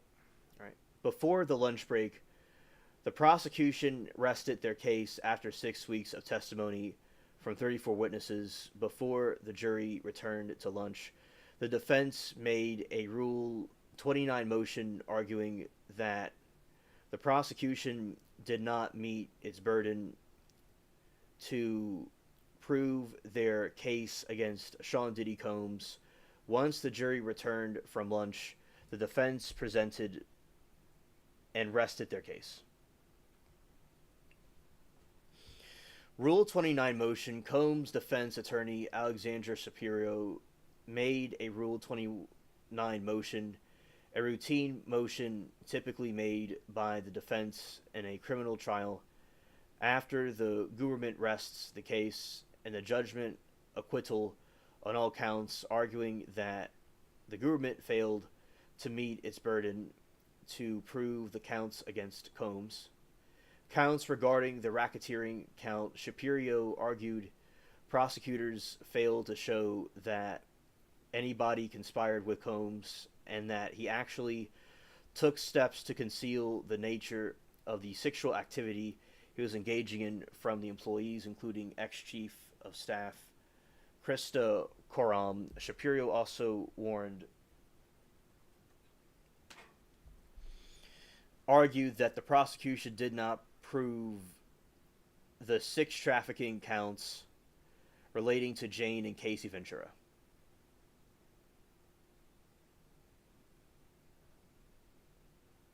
Rebuttal. Prosecutor Christy Slavic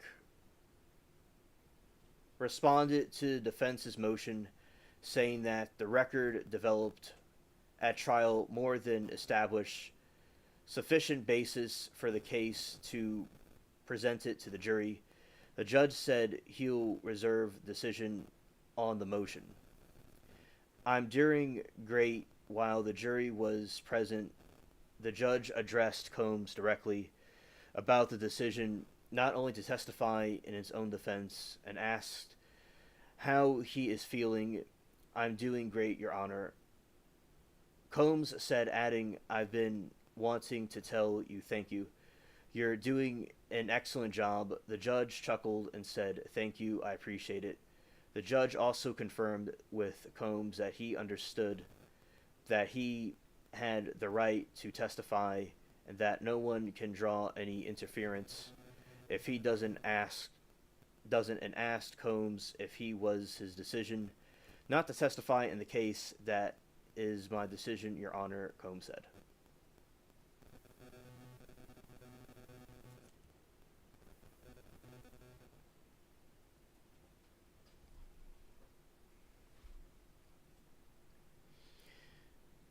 Oh, greetings, Jared of LA. Good to see you. Welcome to the chat. The defense's case. Combs' defense attorney, Anna Esteve Ayo, began to present the defense's case by reading several text messages between Ventura and Combs into the record that showed that the two positively discussing plans for a freak-off. The defense rested its case by the end of the day. Stipulations. Tenny Gregos, another one of Combs' defense attorneys, also read stipulation regarding statements witnesses made in interview ahead of the trial, including a statement made by a man who Combs purportedly hired to have sex with Ventura. Gregos said that at several meetings Dawn Richard had the government. She did not say Combs threatened her by saying where he comes from, people go missing. If they say things that at Mia's first 3 meetings with law enforcement, she did not say Combs initiated sexual contact with her and Brianna Bongolan did not tell prosecutors at a meeting prior to a trial that Combs said that he could delete her at the photo shoot according to stipulation.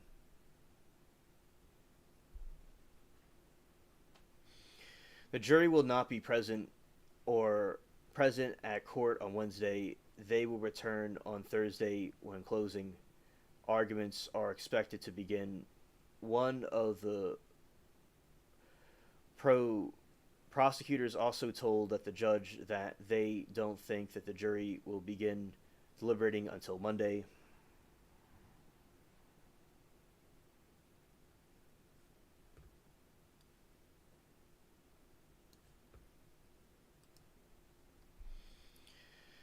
Prosecutor doesn't think the jury will begin deliberating until Monday. Closing arguments in Sean Diddy Combs' criminal trial are expected to begin on Thursday. Defense attorneys and prosecutors agreed to hold court at 9 a.m. to 5 p.m. on both Thursday and Friday. Prosecutor Maureen Comey said she doesn't think the jury will begin deliberating until Monday.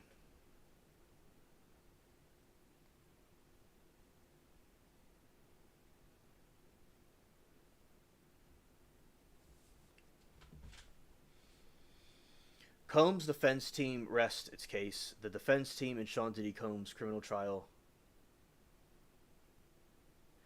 has rested its case. Prosecutors do not intend to present a rebuttal case. Prosecutor Maureen Comey said Judge Arun Subramanian told the parties to return at noon on Wednesday for a charge conference. He told the jury that they'll be off tomorrow should return Thursday morning to hear the closing arguments. The jury has been dismissed for the day.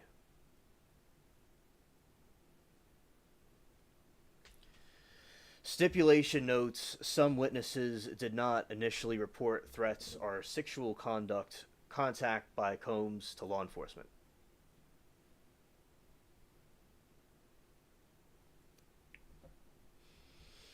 Daniel Phillip, a man Sean Diddy Combs allegedly hired to have sex with, Casey Ventura told law enforcement in December 2023 meeting that a female client once called him and said her husband asked what she wanted, and she requested to be rubbed down in oil by another man.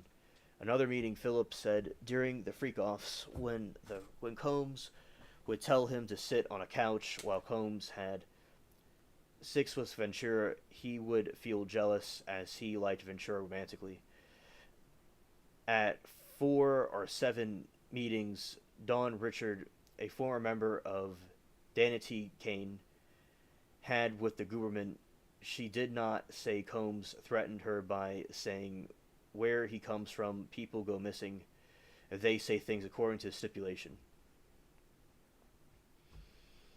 At Mia's first 3 meetings, law enforcement, she did not say that Combs initiated the sexual contact with her.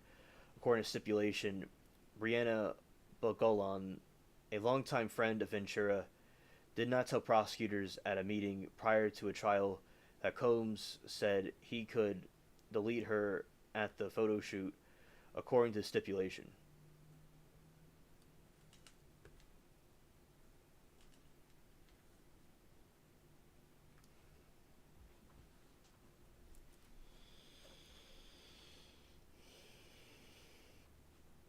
Combs Ventura discussed freak-offs and drugs in 2017 texts.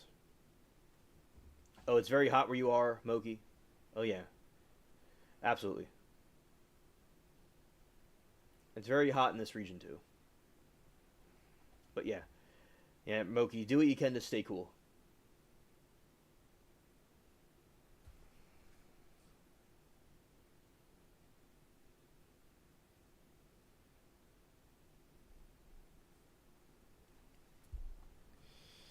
Combs Ventura discussed freak-offs and drugs in 2017 texts. Defense attorney Anna Esteviao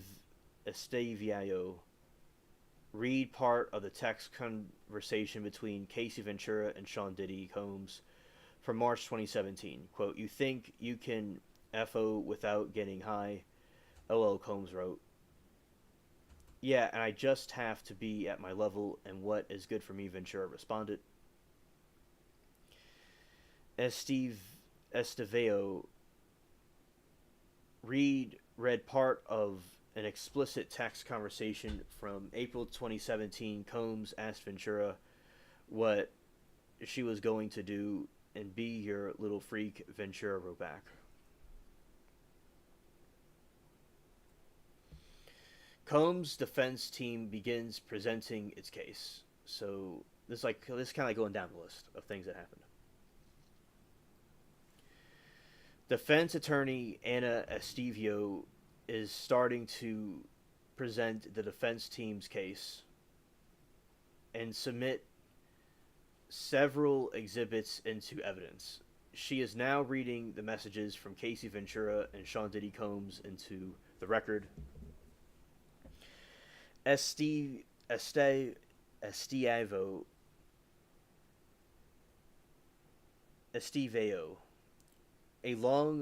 read a long message to Ventura sent to Combs in December 2012 about how she loved him.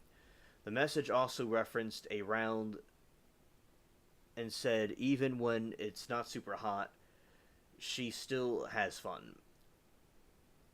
She said she would do another party before they left, saying, "I'm down for whatever, I love you, and I'm sorry I've been mean."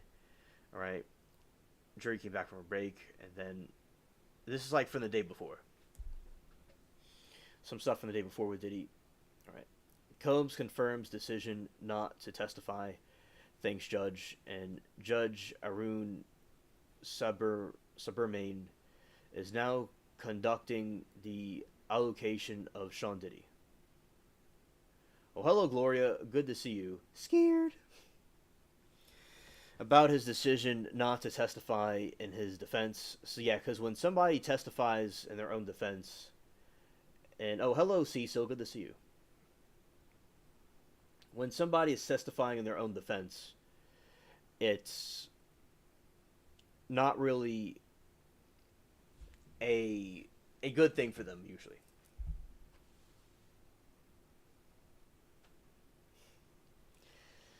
And Subramanian asks Combs how he's feeling.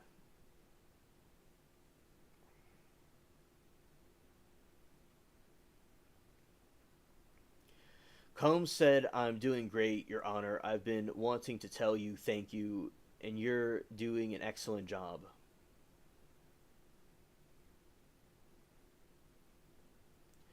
The judge, chuckling, said, "Thank you, I appreciate it."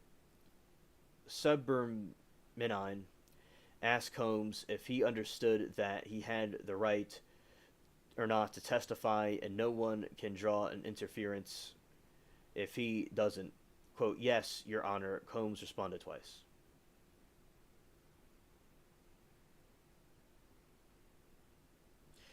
You're in deep there.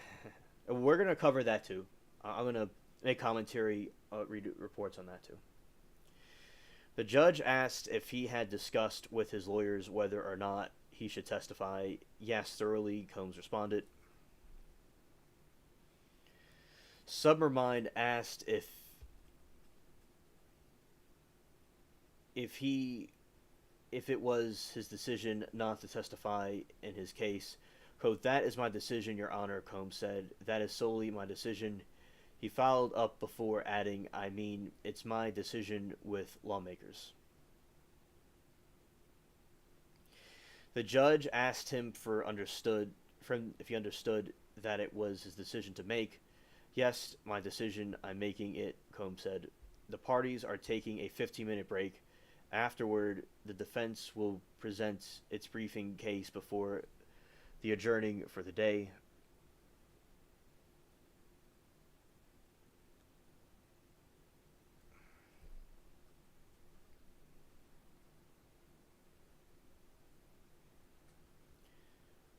It's such a well presented trial. Organized judge is great, moving quickly. Chat has been fun. Yes. All right. So this is something from Diddy's defense. Says defense argues the government failed to prove Combs coerced Ventura into the six acts. Defense attorney Alexandra Superior argued that in a motion for judgment of acquittal that the government did not prove that six trafficking charges retained Casey Ventura, saying the prosecutors failed to show Sean Diddy Combs knowingly coerced Ventura into commercial six acts.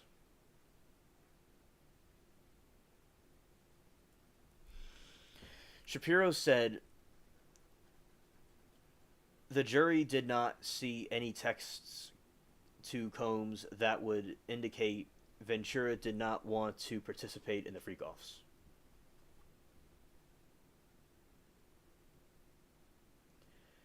Oh, okay.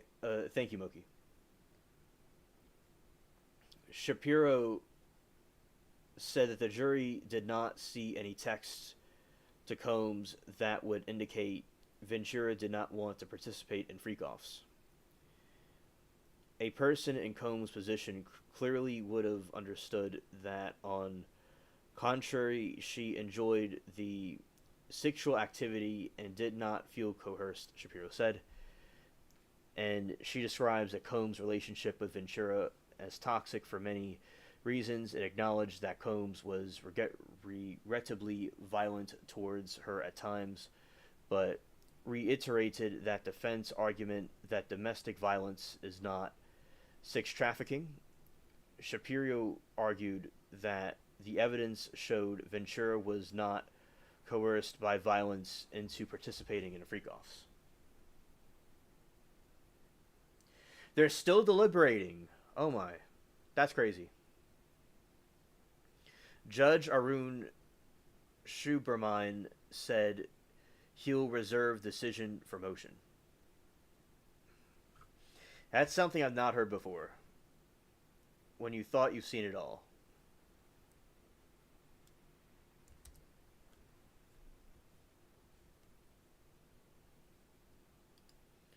It's like when you thought you've seen it all, it's not like what you think. It is quite daunting, to see 3 weeks deliberating. Scared.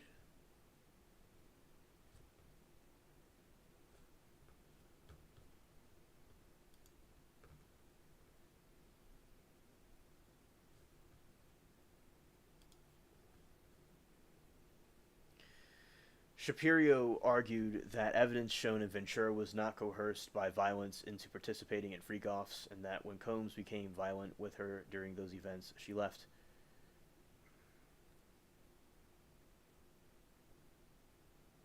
Yeah, right on, Cecil. Defense attorney Alexandra Superior has made a defense motion for a judgment of acquittal on all counts, and she is now going count by count, explaining how the defense believes and prosecutors did not prove each alleged crime. For the racketeering conspiracy count, she said prosecutors failed to show that anybody conspired with Sean Diddy Combs. There's at best thin proof that any of the other employees willingly participated in crimes with and for Combs, and she said, adding that expectation was procuring small quantities of drugs for Combs' personal use. Shapiro said in his assistance, quote, didn't know much, if anything, about what went on between Mr. Combs and his girlfriends in the hotel rooms.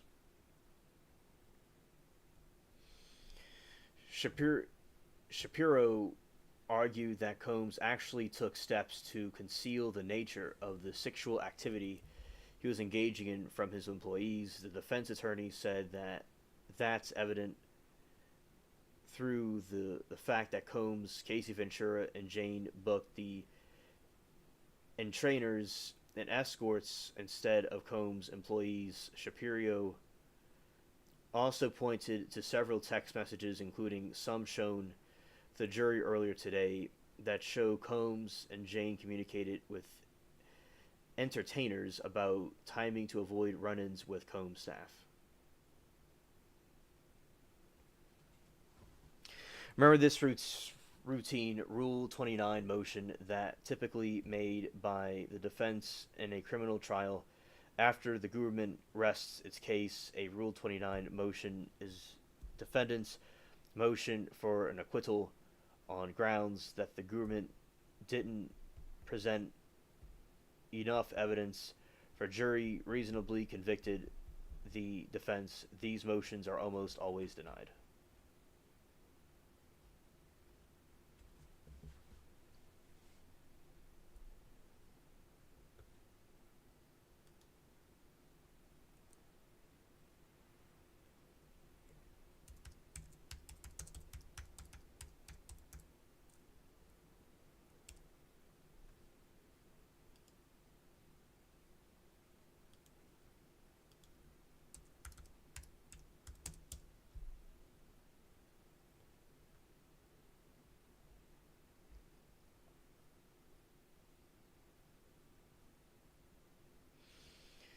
All right, some more updates about this trial that we were watching earlier. Let's see.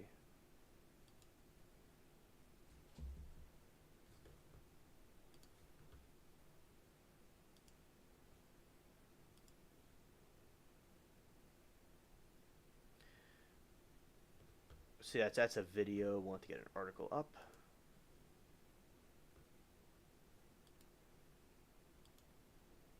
Okay.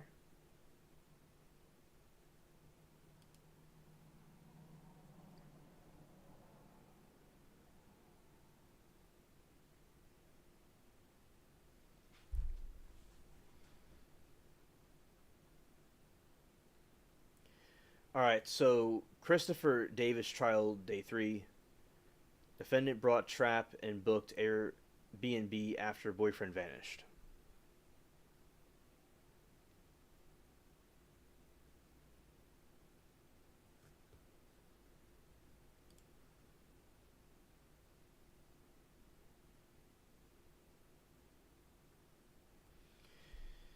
Oh yeah, absolutely, Moki. Yeah. The murder trial of Christopher Davis continued Wednesday with the murder trial Christopher Davis continued Wednesday with prosecutors unveiling the new details through body-worn camera footage, forensic testimony, and digital evidence in the disappearance of Barry Schmalbach, Davis's boyfriend, who has been missing since July 2023.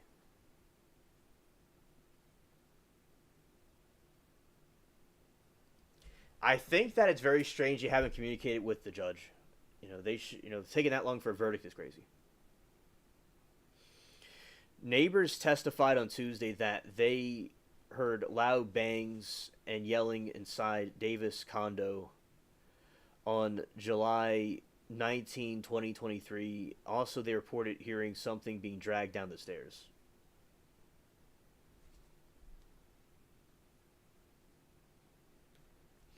The first time jurors were shown Davis's initial interaction with Cape Coral police captured on Officer Dan Willey's body camera, and footage recorded on July 22, 2023, shows Davis reporting Schmalbach missing and claiming they had argued after he activated the GPS on Schmalbach's Apple Watch.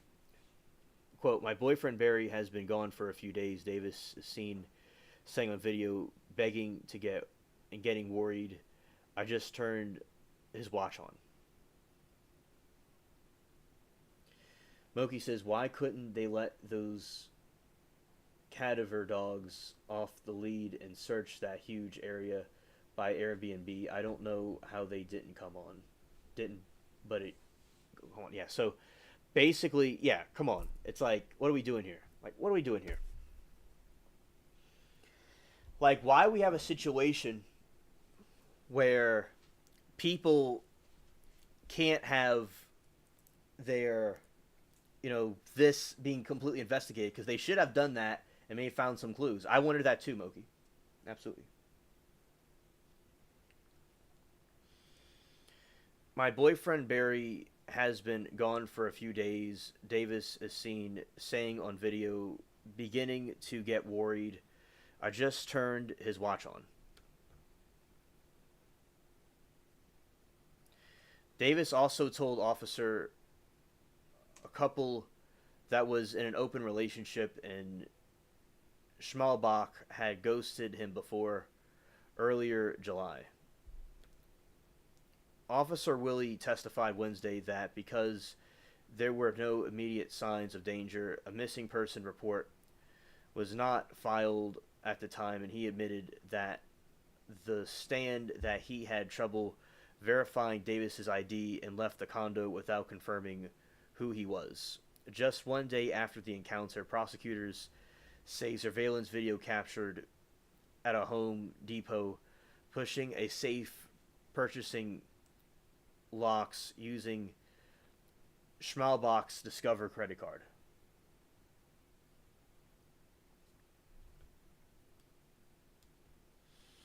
Moki said, I know it's a large area, but volunteers would help do a grid search.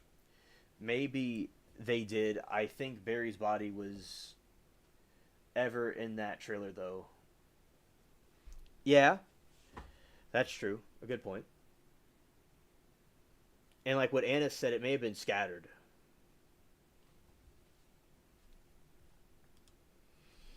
It also marked the last day Davis attempted to contact Schallbach's missing phone. Quote, he's seen buying a Century brand safe, the same kind later found inside Schallbach's condo, end quote. Former CCPD detectives Bryce Berman testified.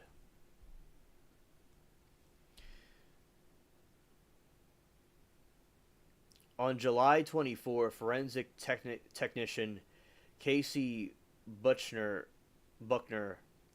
of Cape Coral Police Department said fingerprints collected from light bulb, a chemical bottle of Schambach's Jeep, and a safe matched Davis.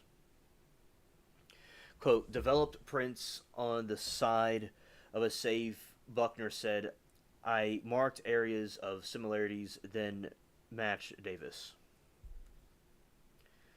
As part of the search warrant executed that day, police also photographed Davis, documented any injuries. He was seen with multiple lacerations on his fingers and legs. Davis told investigators the scratches came from his cat.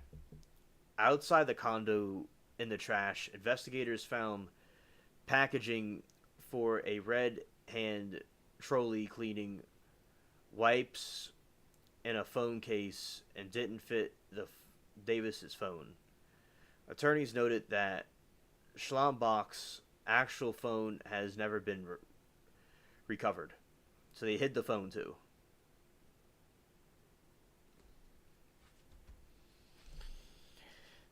Jackie Fordham, a supervisor with the CCPD's Forensic Evidence Unit, testified that she had full access to Davis's iPhone, reviewed his search history, messages, and activity during the critical window from July 19 through the 24.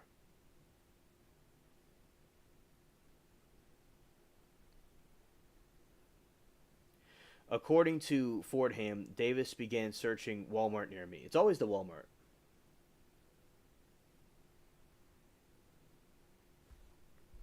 It's always the Walmart.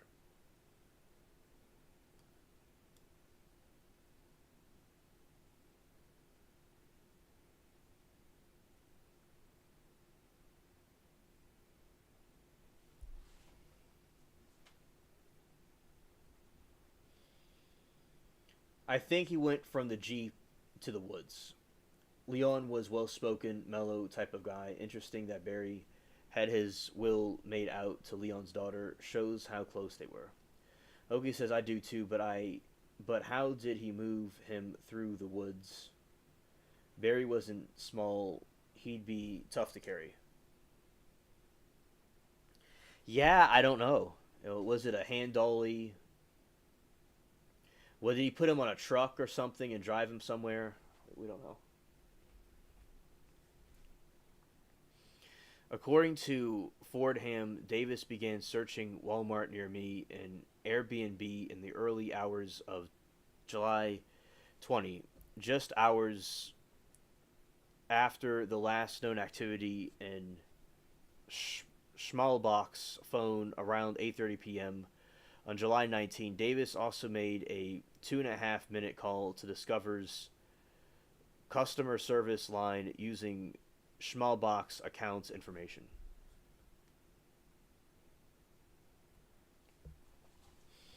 In the following days, Davis' phone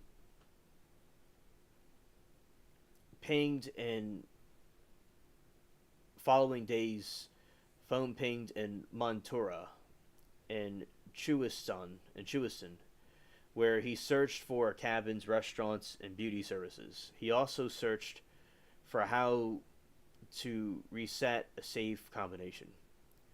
Fordham told jurors that on July 21, Davis' phone showed no outgoing activity for several hours before it resumed use. He eventually made calls to law enforcement report by Barry missing.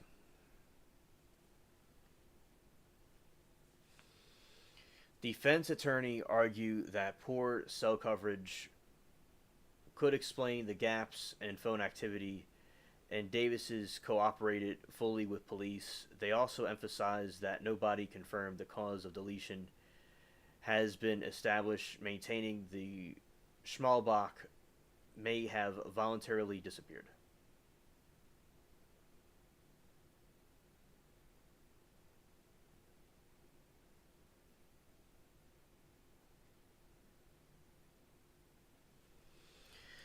Prosecutors say the mounting evidence, including Davis used the Schmalbach's finances, his injuries, and conflicting statements, paints a picture of murder. Testimony is expected to continue Thursday at Lee County Courthouse.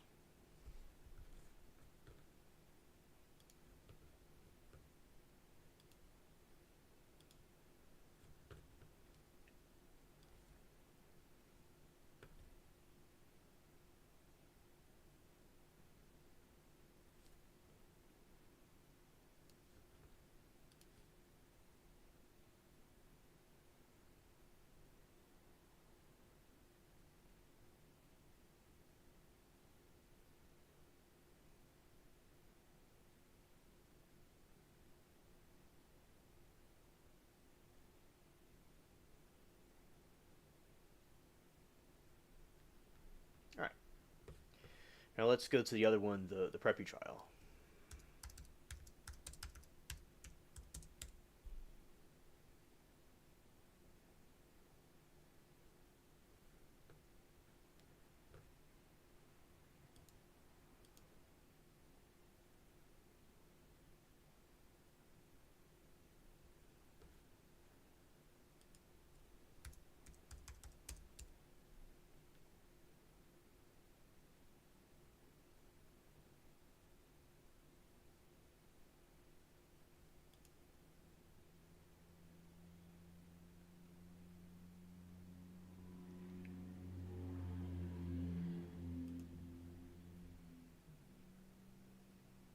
All right, here we go. A Connecticut courtroom is now the setting for a painful chapter in a community still grieving the loss of 17-year-old James McGrath, a beloved high school junior and lacrosse star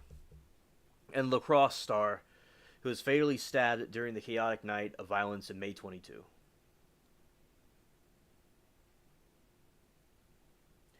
Yeah, I agree, Moki. The debris was weird.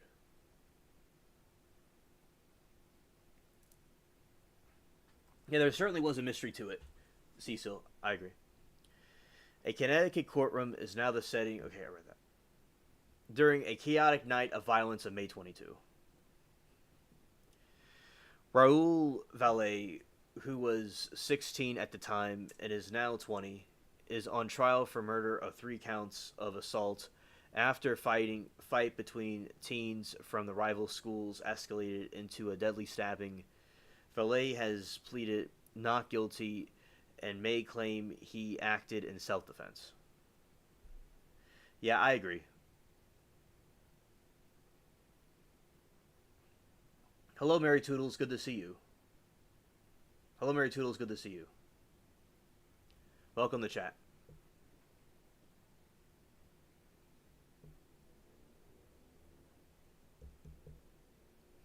And prosecutors say that Valet got into a fight at a house party for St. Joseph's High School students. After initial confrontation ended, Valet and a group of friends allegedly drove the second party about a mile away where students from Shelton High School were gathered. Shelton High School. It sounds like it would be called that.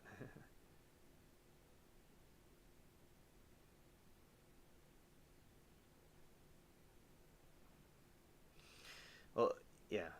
And thank you, Moki. That was very nice of you. Prosecutors say that witnesses will testify that what started as a teenage tension exploded into an all-out brawl. Valet allegedly pulled out a knife and stabbed 4 people in the scuffle. 3 survived, and James McGrath did not.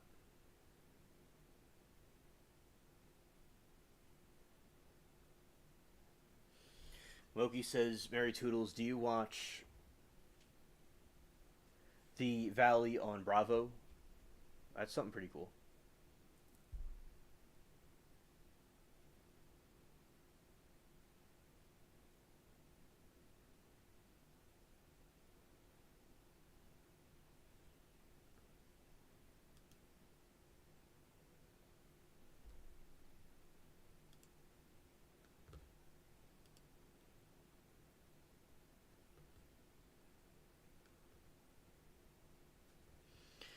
All right. And also today with the Preppy trial, I think it's absolutely cringe what. Okay. A lot of the witnesses seem really rude and kind of like goofy. Today they had a clean cut one that was being pretty cool. I enjoyed seeing he did pretty well, but a lot of them seem kind of like punks, and they all have like the same type of haircut.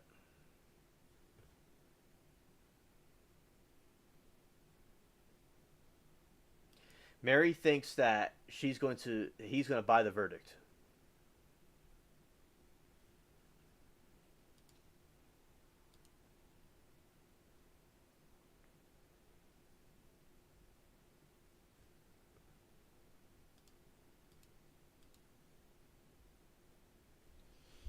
Yeah, hopefully that doesn't happen. I agree, Cecil.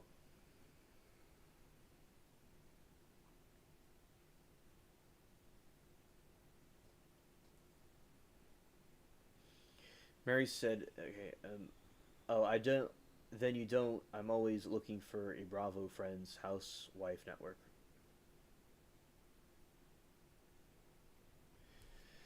All right.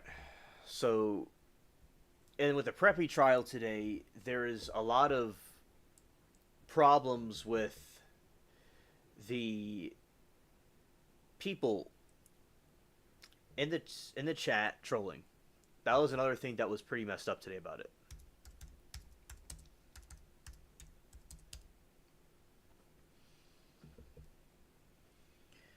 And some of the victims were shocked, and some of the victims were kind of sassy. Uh, One of the victims, I mean, the victim was shocked, and you had some witnesses that were kind of sassy.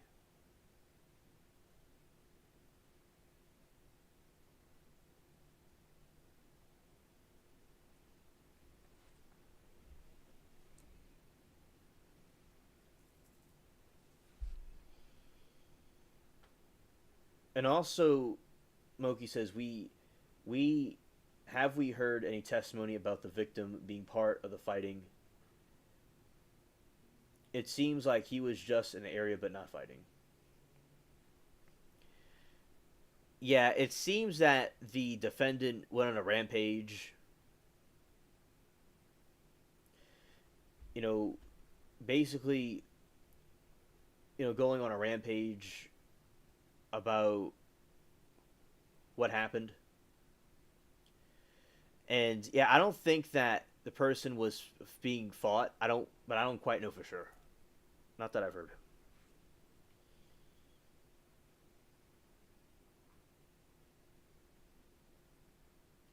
Okay, Mary Toodles, thank you for stopping by.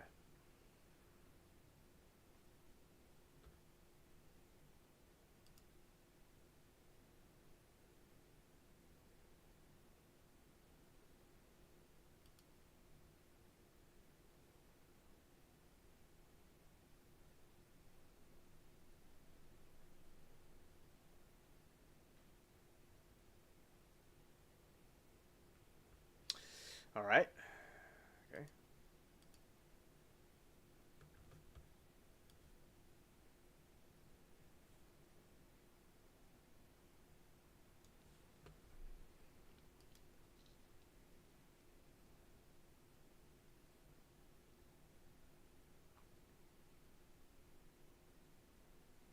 Okay. Now what we're going to do is let's look at the title. Let's see if there's any updates going on with. Let's see.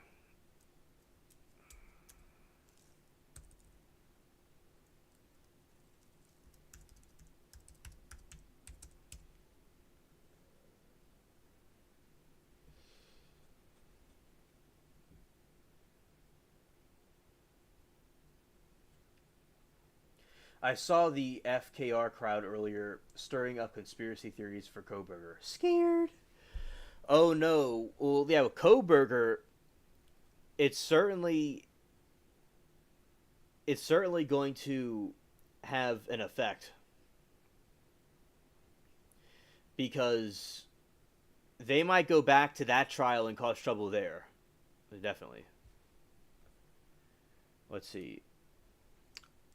Yeah, scared.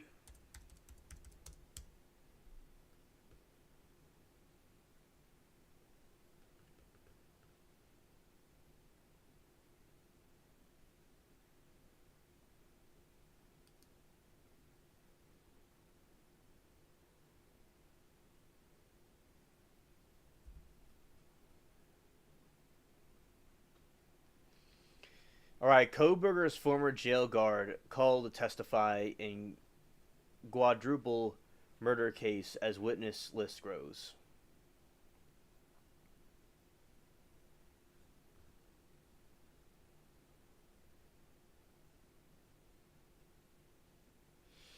Yeah, that is true. They are causing trouble in the Preppy trial. Yes.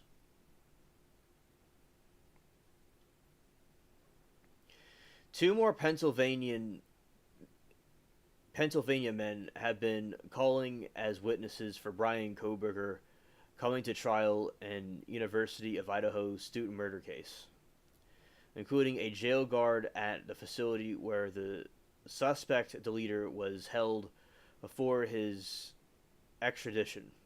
William Serafros was Anthony Soma joined a group of five other Pennsylvanians who due to in court next week for a hearing on whether they should be compelled to travel cross country and testify in the connection with Koberger's quadruple murder trial, which is slated to begin in August according to the newly released documents. Sarah Frost's wife told Fox News Digital that she did not know why he would be asked to testify, but she said he is correct.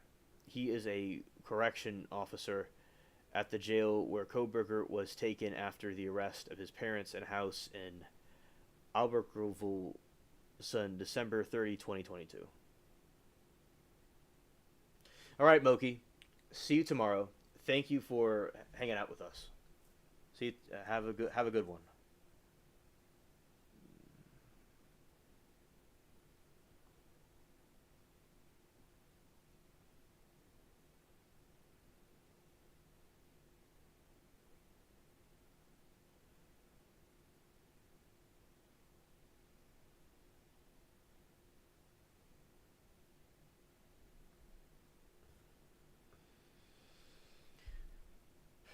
All right.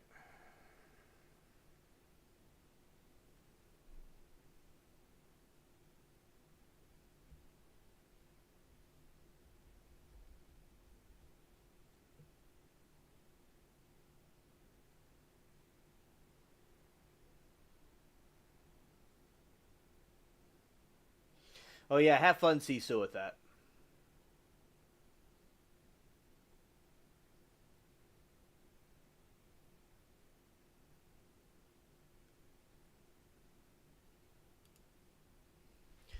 Shortly after his arrest, reports emerged that Koberger had shouted at and threatened guards at Monroe County Correctional Facility. Scared? Yeah, Cecil, scared. Claims that Warden Gary Heidel said were not true according to the report in the Idaho Statesman. Koberger was held in isolation and his stay was uneventful, he told the paper. You hate garage sales. Oh, okay. Attempts to reach Soma were unsuccessful. Tuesday, a Facebook profile under the same name belongs to a graduate of Monroe Career, a technical institute. Koberger had attended the school for a youth law enforcement program. Administrators reportedly kicked him out after complaints about from female classmates who ultimately what had him removed from the program. When I look back on it now makes sense. The fact that he wanted law enforcement more than anything else in the world, if you look at from just a perspective alone, not knowing what I know, you'll be like, I'm shocked. Tana Carmela Beers, a former school official, told the Idaho Massacre podcast in 2023, in the respect that I am, but I know that another little piece, which is a piece that occurred in the school, so that makes sense.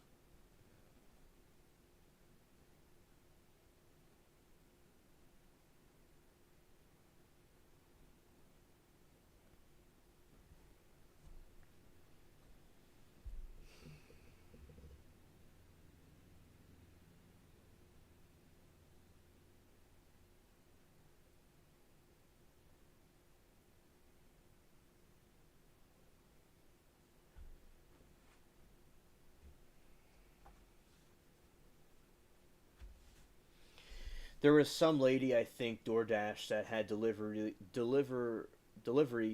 at that house and saw BK there at the house. Oh, okay, interesting. That's quite, yeah, a thing for the information.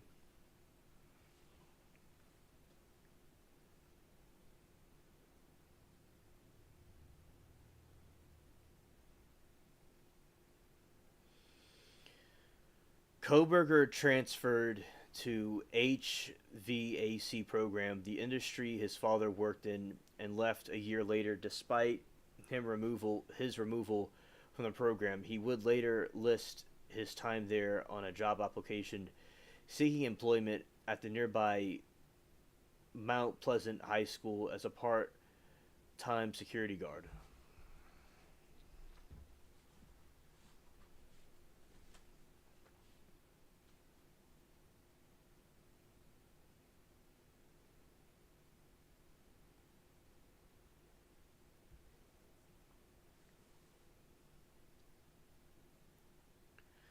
District officials eventually forced him to resign from the security job for reasons that have not been made public, according to the records obtained by Fox News Digital.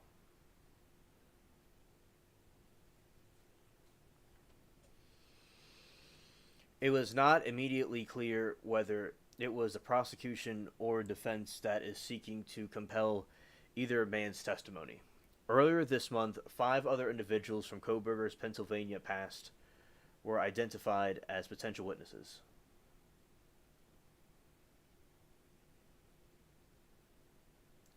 Okay, Cecil, a good night to you, and good luck tomorrow. Scared. Okay.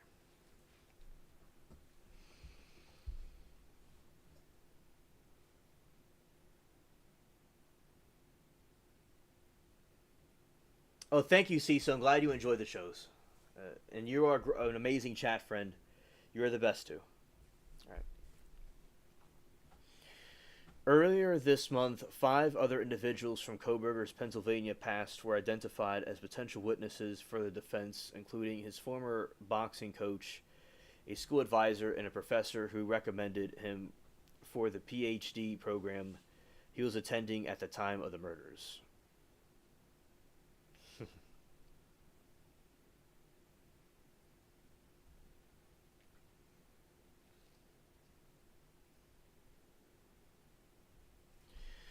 Kohberger wrote that he boxed daily at the Jesse Harris gym on 2015 on a 2015 job application previously obtained by Fox News Digital. He explained that the training helped him develop discipline and maintain physical fitness.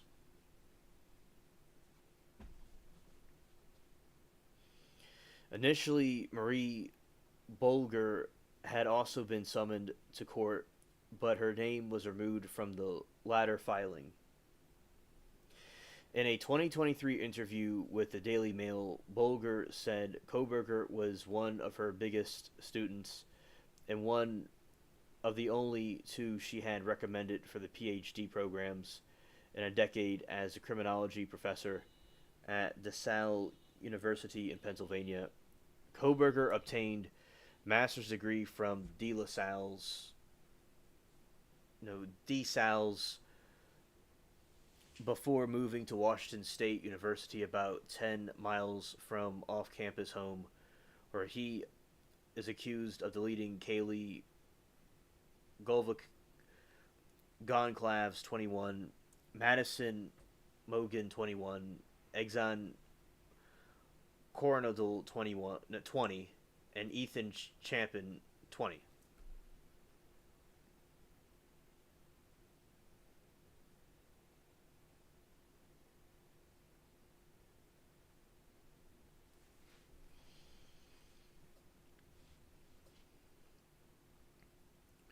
Bolger told the outlet she had never met Kohberger in person and only taught him over email and Zoom. That the height of the coronavirus pandemic, she helped him work on his graduate thesis, which centered on how and why criminals commit their crime, she said.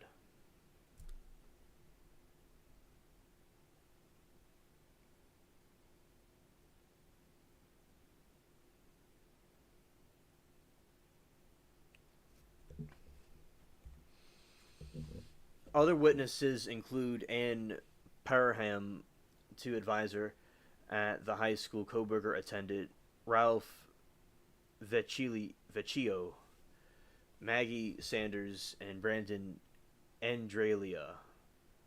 Accounts announced Tuesday afternoon that Sanders appeared to have been postponed by a week and others are due to court on June 30. Prosecutors alleged he left his DNA on a knife and sheath detectives found with Mogen's body. They also plan to introduce some of the DeSalle's homework as evidence that he was well versed in concepts related to crime scenes, handling the transfer of evidence. Kohberger could face deletion by firing squad if convicted on any other 4 charges. First degree murder he faces. He also is charged with a felony of burglary in connection with the 4 a.m. home invasion attack. All right, so that is a Koberger update.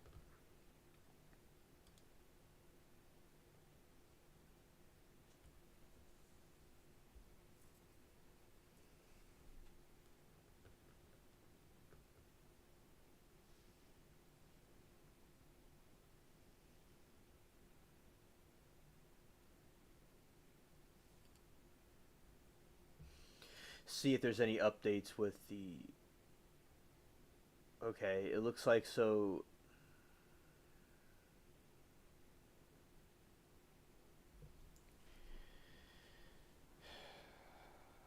CNN and Trump are beefing. It seems. It seems like. Okay. Jake Tapper responds to Trump's criticism of CNN's coverage of U.S. strikes on Iran. CNN's Jake Tapper offers a harsh rebuke to U.S. President Donald Trump's attack on media outlets for reporting on preliminary Defense Intelligence Agency report from the Pentagon and that found U.S. strikes likely may have only set Iran's ability to produce nuclear weapons back by a matter of months. Trump and his administration have repeatedly said that the strikes obliterated Iran's ability to produce a weapon. So it looks like they're, beefing about that. And prayers for peace. Complete prayers for peace. And what I'm going to do now is put it like that. Okay.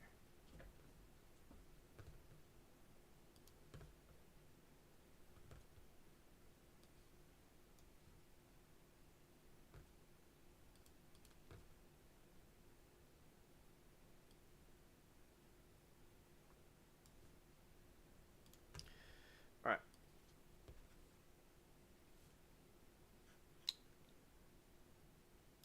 All right, so here we go. It's important to have peace in the world.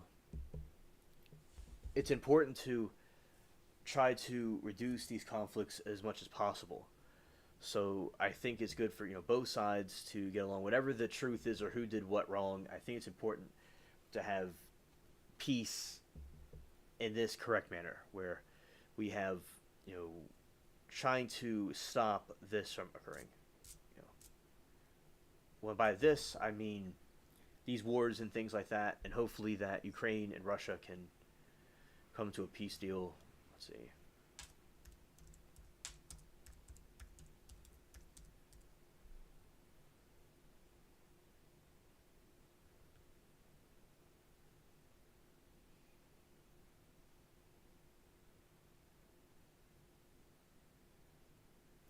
I'm looking at something. Okay, let's see.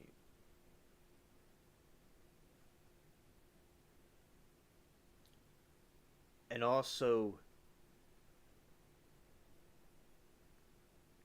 and then so there were, what Trump was going to try to do is have peace between Ukraine and Russia, but they're still supplying them with some additional weapons, and that is what America's doing, and hopefully the conflict could be resolved soon.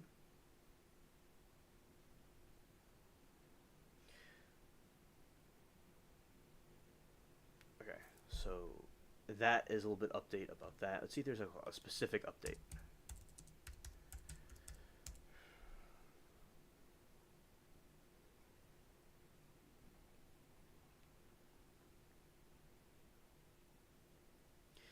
Yeah, so the attacks are still going on between the two countries, and we're going to hopefully see peace at some point. Because now there's peace in the Middle East. Now there's going to hopefully be peace with these other situations. So I like how they're handling it.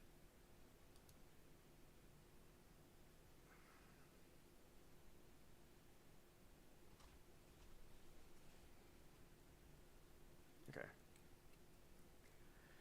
Now let's get into something we were talking about a little while back with the amethyst stones, because we've completed everything that we were going to be talking about. So now let's talk about the amethyst stone, because it has to do with some of the UFO stuff.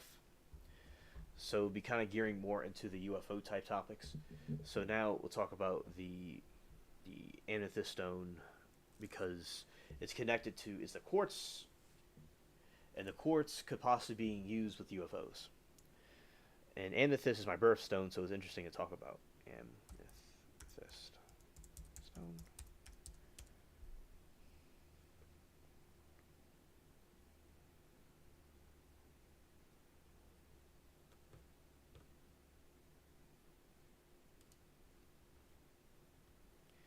Going back to where we were before. All right, going down here. Right, so in ancient Greece, when they had, the people that had the amethyst stone, they had this different mythology about it. And the Greek word amnethistos may be translated as not drunken from the Greek a negative not to muthes, intoxicated. Amethyst was considered to be a strong antidote against drunkenness. In the poem Le Amethyste, the amethyst or loves of the Barchus and amethyst, the French poet Remy Belleau invented the myth in which the Bacchus, the god of intoxication of wine and grapes, was pursuing a maiden named Amethyst, who refused his affection. Amethyste prayed to the gods to remain in chastity, a prayer which the chastity goddess Diana answered, transforming her into a white stone. Humbled by Amethyst's desire to remain in chastity, the Bacchus poured wine over the stone as an offering, dyeing the crystals purple.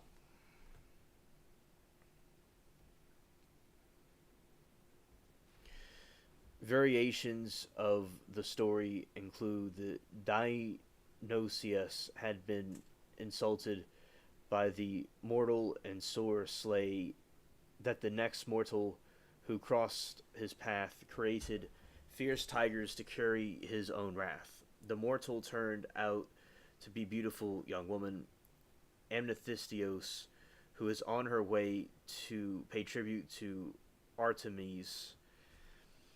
Her life was spared by Artemis, who transformed into the maiden in a statue of purple crystal quartz. To protect her from brutal claws,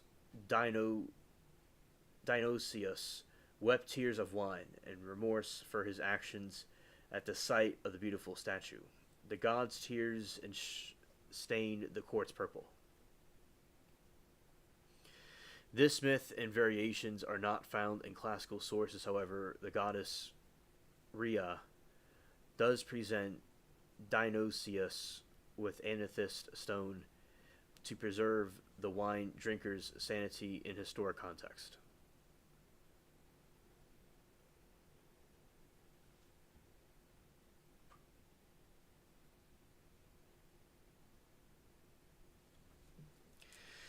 Other cultural associations in Tibetans consider amethyst sacred to the Buddha and make prayer beads from it. And amethyst is considered one of the birthstone of February. In the Middle Ages, it was considered a symbol of royalty and used to decorate English regalia. The Old World amethyst was considered the cardinal gem, that it was one of the 5 gems considered precious above all others until large deposits were found in Brazil.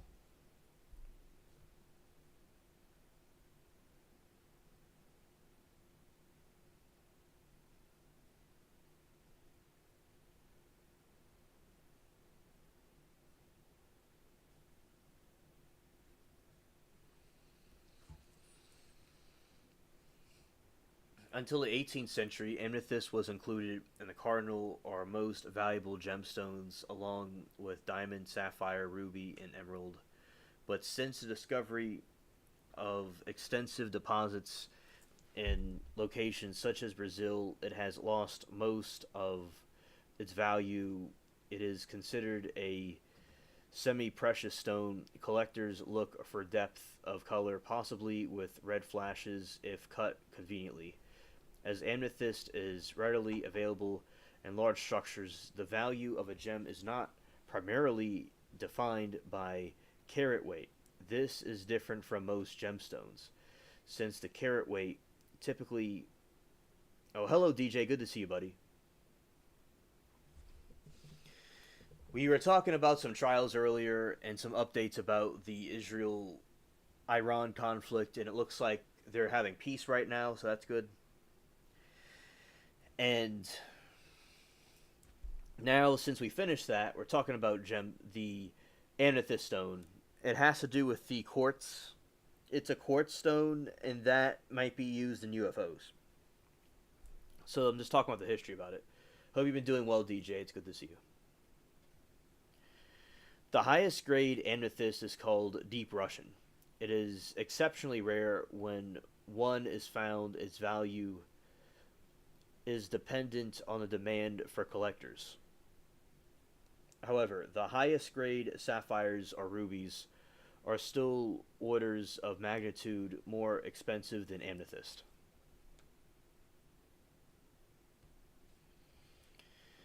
The handling and care. Most suitable setting for gem amethyst is prong or bezel. Yes, it is. Yes, it is. It's also my birthstone.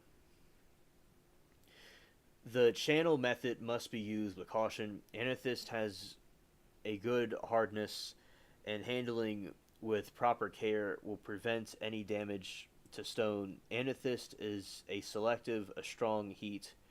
It may lose or change color when exposed to prolonged heat or light. Polishing the stone or cleaning the ultrasonic or steamer must be done with caution. Oh, that's it.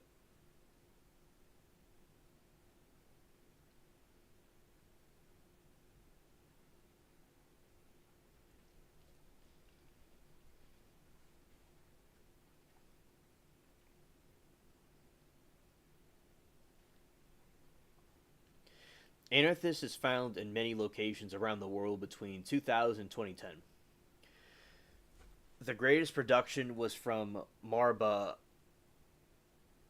and Paiute and from the Grande in Brazil. So the largest were found in Brazil and Africa. So it's basically the largest were found in Brazil. They're also found in Africa, Spain, Argentina, Russia, Afghanistan, and South Korea, Mexico, and the United States.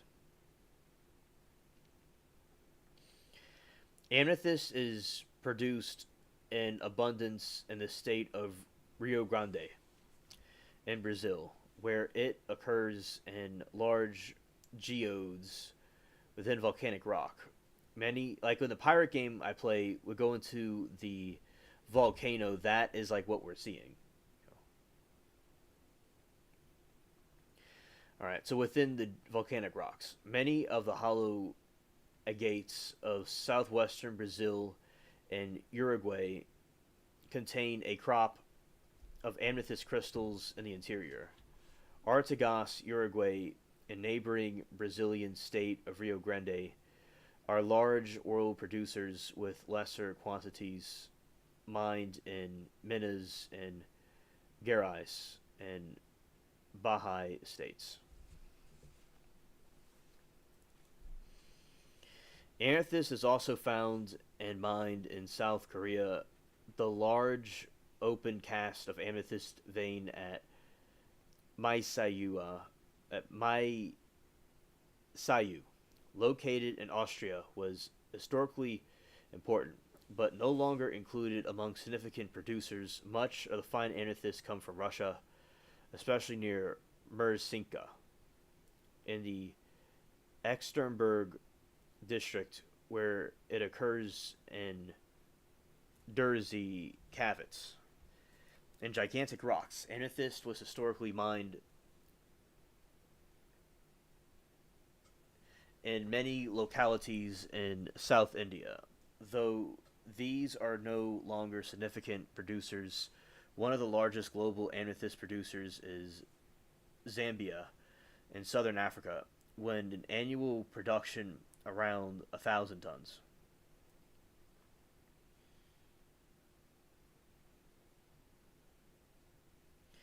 Amethyst occurs in many localities in the United States. The most important production is at the Four Peaks, Gila, and Maricopa counties, Arizona, Jackson, and Crossroads in Wilkes County, Georgia.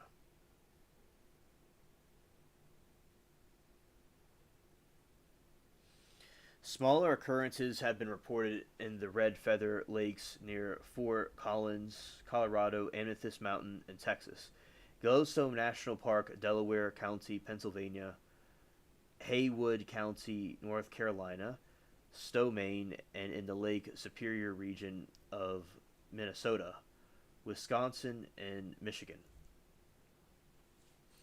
Amethyst is relatively common in Canadian provinces in Ontario and Nova Scotia. The large amethyst mine in North America located in Thunder Bay, Ontario. Amethyst is the official state gemstones of South Carolina. Several South Carolina amethysts are on display in the Smithsonian Museum of Natural History.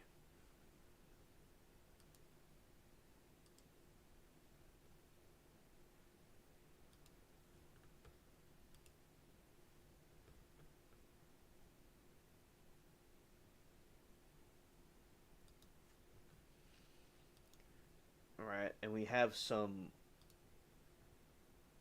pictures right here to show.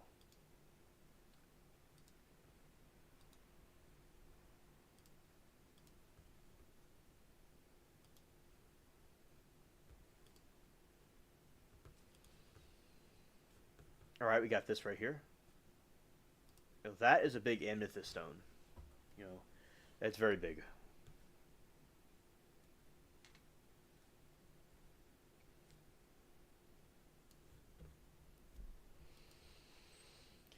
So you have right here, you have zooming in as the picture loads, you have this big geode that is so gigantic, so huge. And it's a much larger version, so they were mining all of that, and that's very cool that they would find that inside the rocks.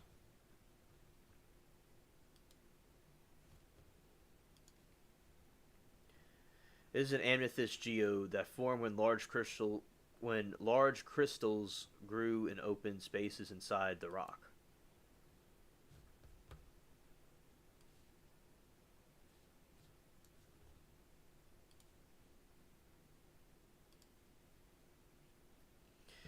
And that's very cool. You think it's a rock, but there's actually something special in it. It's pretty cool how crystals are created with all the pressure it has to go through and stuff. And iron being discolored causes it as well.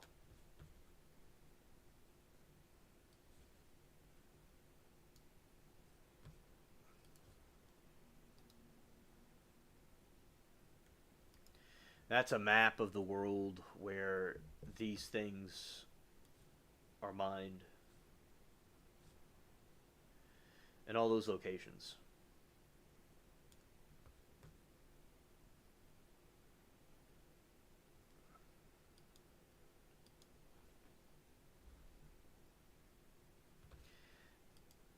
That is a natural purple amethyst. And here's another one that's a different color. Very pretty. Yeah, they're very pretty. Hard treated amethyst, natural purple violet amethyst. So this is a heat treated amethyst. And this is the purple one.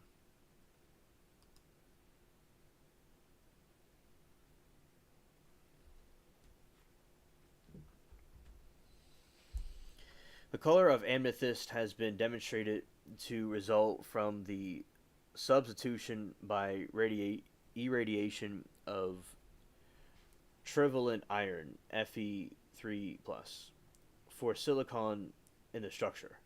In the presence of trace elements of large ionic radius, and to a certain extent, the amethyst color can naturally result from placements of transition elements. Even in the iron concentration is low, natural amethyst is dichroic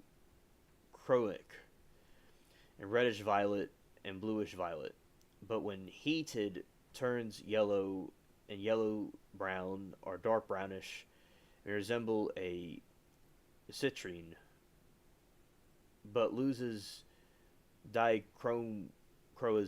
Unlike the genuine citrine, when particularly heated, amethyst can result in ametrine. Amethyst can fade in a tone of overexposed light sources and can be artificially darkened with adequate irradiation. It does not fluorescent under either short wave or long wave, which is UV light.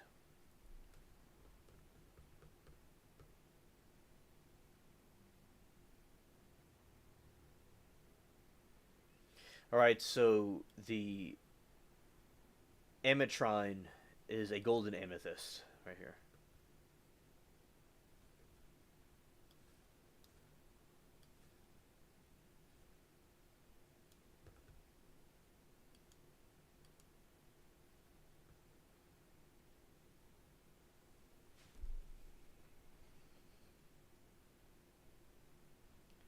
Ametrine, also known as Tristine golden amethyst, or by the trade name Bolivanite, is a variety of quartz with the alternating zones of purple and yellow orange in coloration. Its name is portmanteau of amethyst and citrine, while ametrine is commonly referred to as a combination of these two quartz varieties. Some sources claim this is not accurate, and almost commercially available ametrine is mined in Bolivia.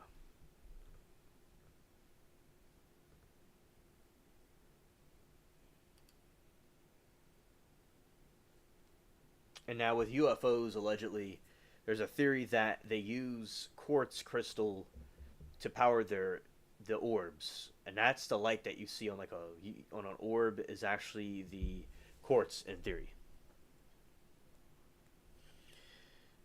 Citrine is transparent yellow variety of quartz.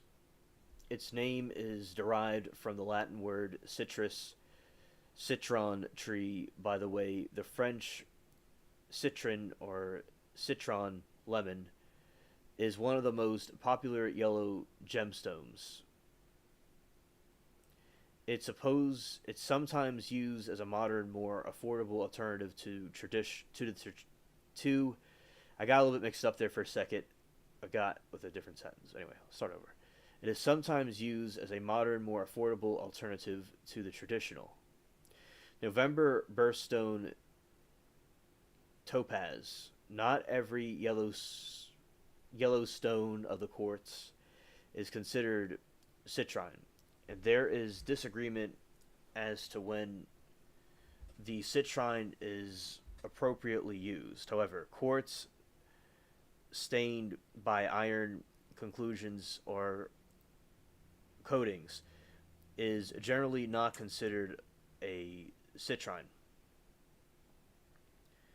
Natural citrine is rare, and most commercially available citrine is produced by heating amethyst or smoky quartz. Natural citrine tends to have a pale yellow smoky color, while heated treated amethyst is typically deeper yellow or orange, red, or even brown. Burnt amethyst.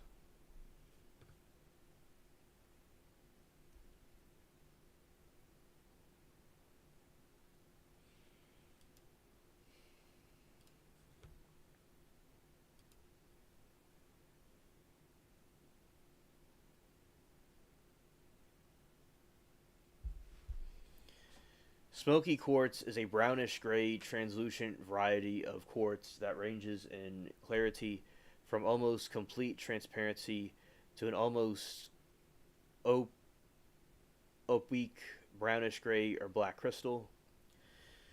The color of the smoky quartz is produced when natural radiation emits from the surrounding rock activity. Color centers around the aluminum impurities within the crystal quartz. All right, so that would explain a lot how it produces natural radiation, and I believe, as I said, that must be used in some of these UFOs, and it can be used for energy and stuff like that.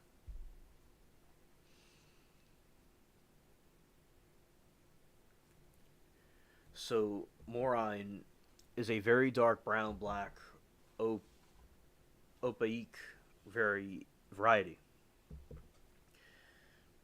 Marine is Morine is the German, Danish, Spanish, and Polish synonym for smoky quartz. The name is misreading of the Morine in Philly and Elder. Carn Egorm is variety of smoky quartz from the Carnarvon Mountains of Scotland. It usually has smoky yellow brown color, though some specimens are grayish brown. It is used in Scottish jewelry and in decoration on kilts, pins, and also handles the Siganin Dubha, the Skeen Duhu. The largest known Carnarvon crystal is a specimen kept in Barmar Castle. Smoky quartz is common and was not historically important, but in recent times it has been popular gemstone, especially in jewelry.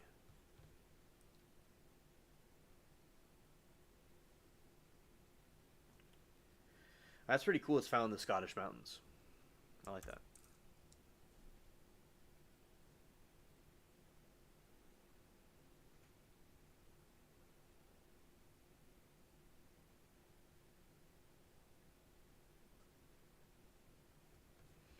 All right. Okay, so there we go. That is about the crystal. I'm gonna switch over here. Okay, everybody, we have completed the stream. We've talked about everything that we're going to be talking about for tonight, and thank you all for coming.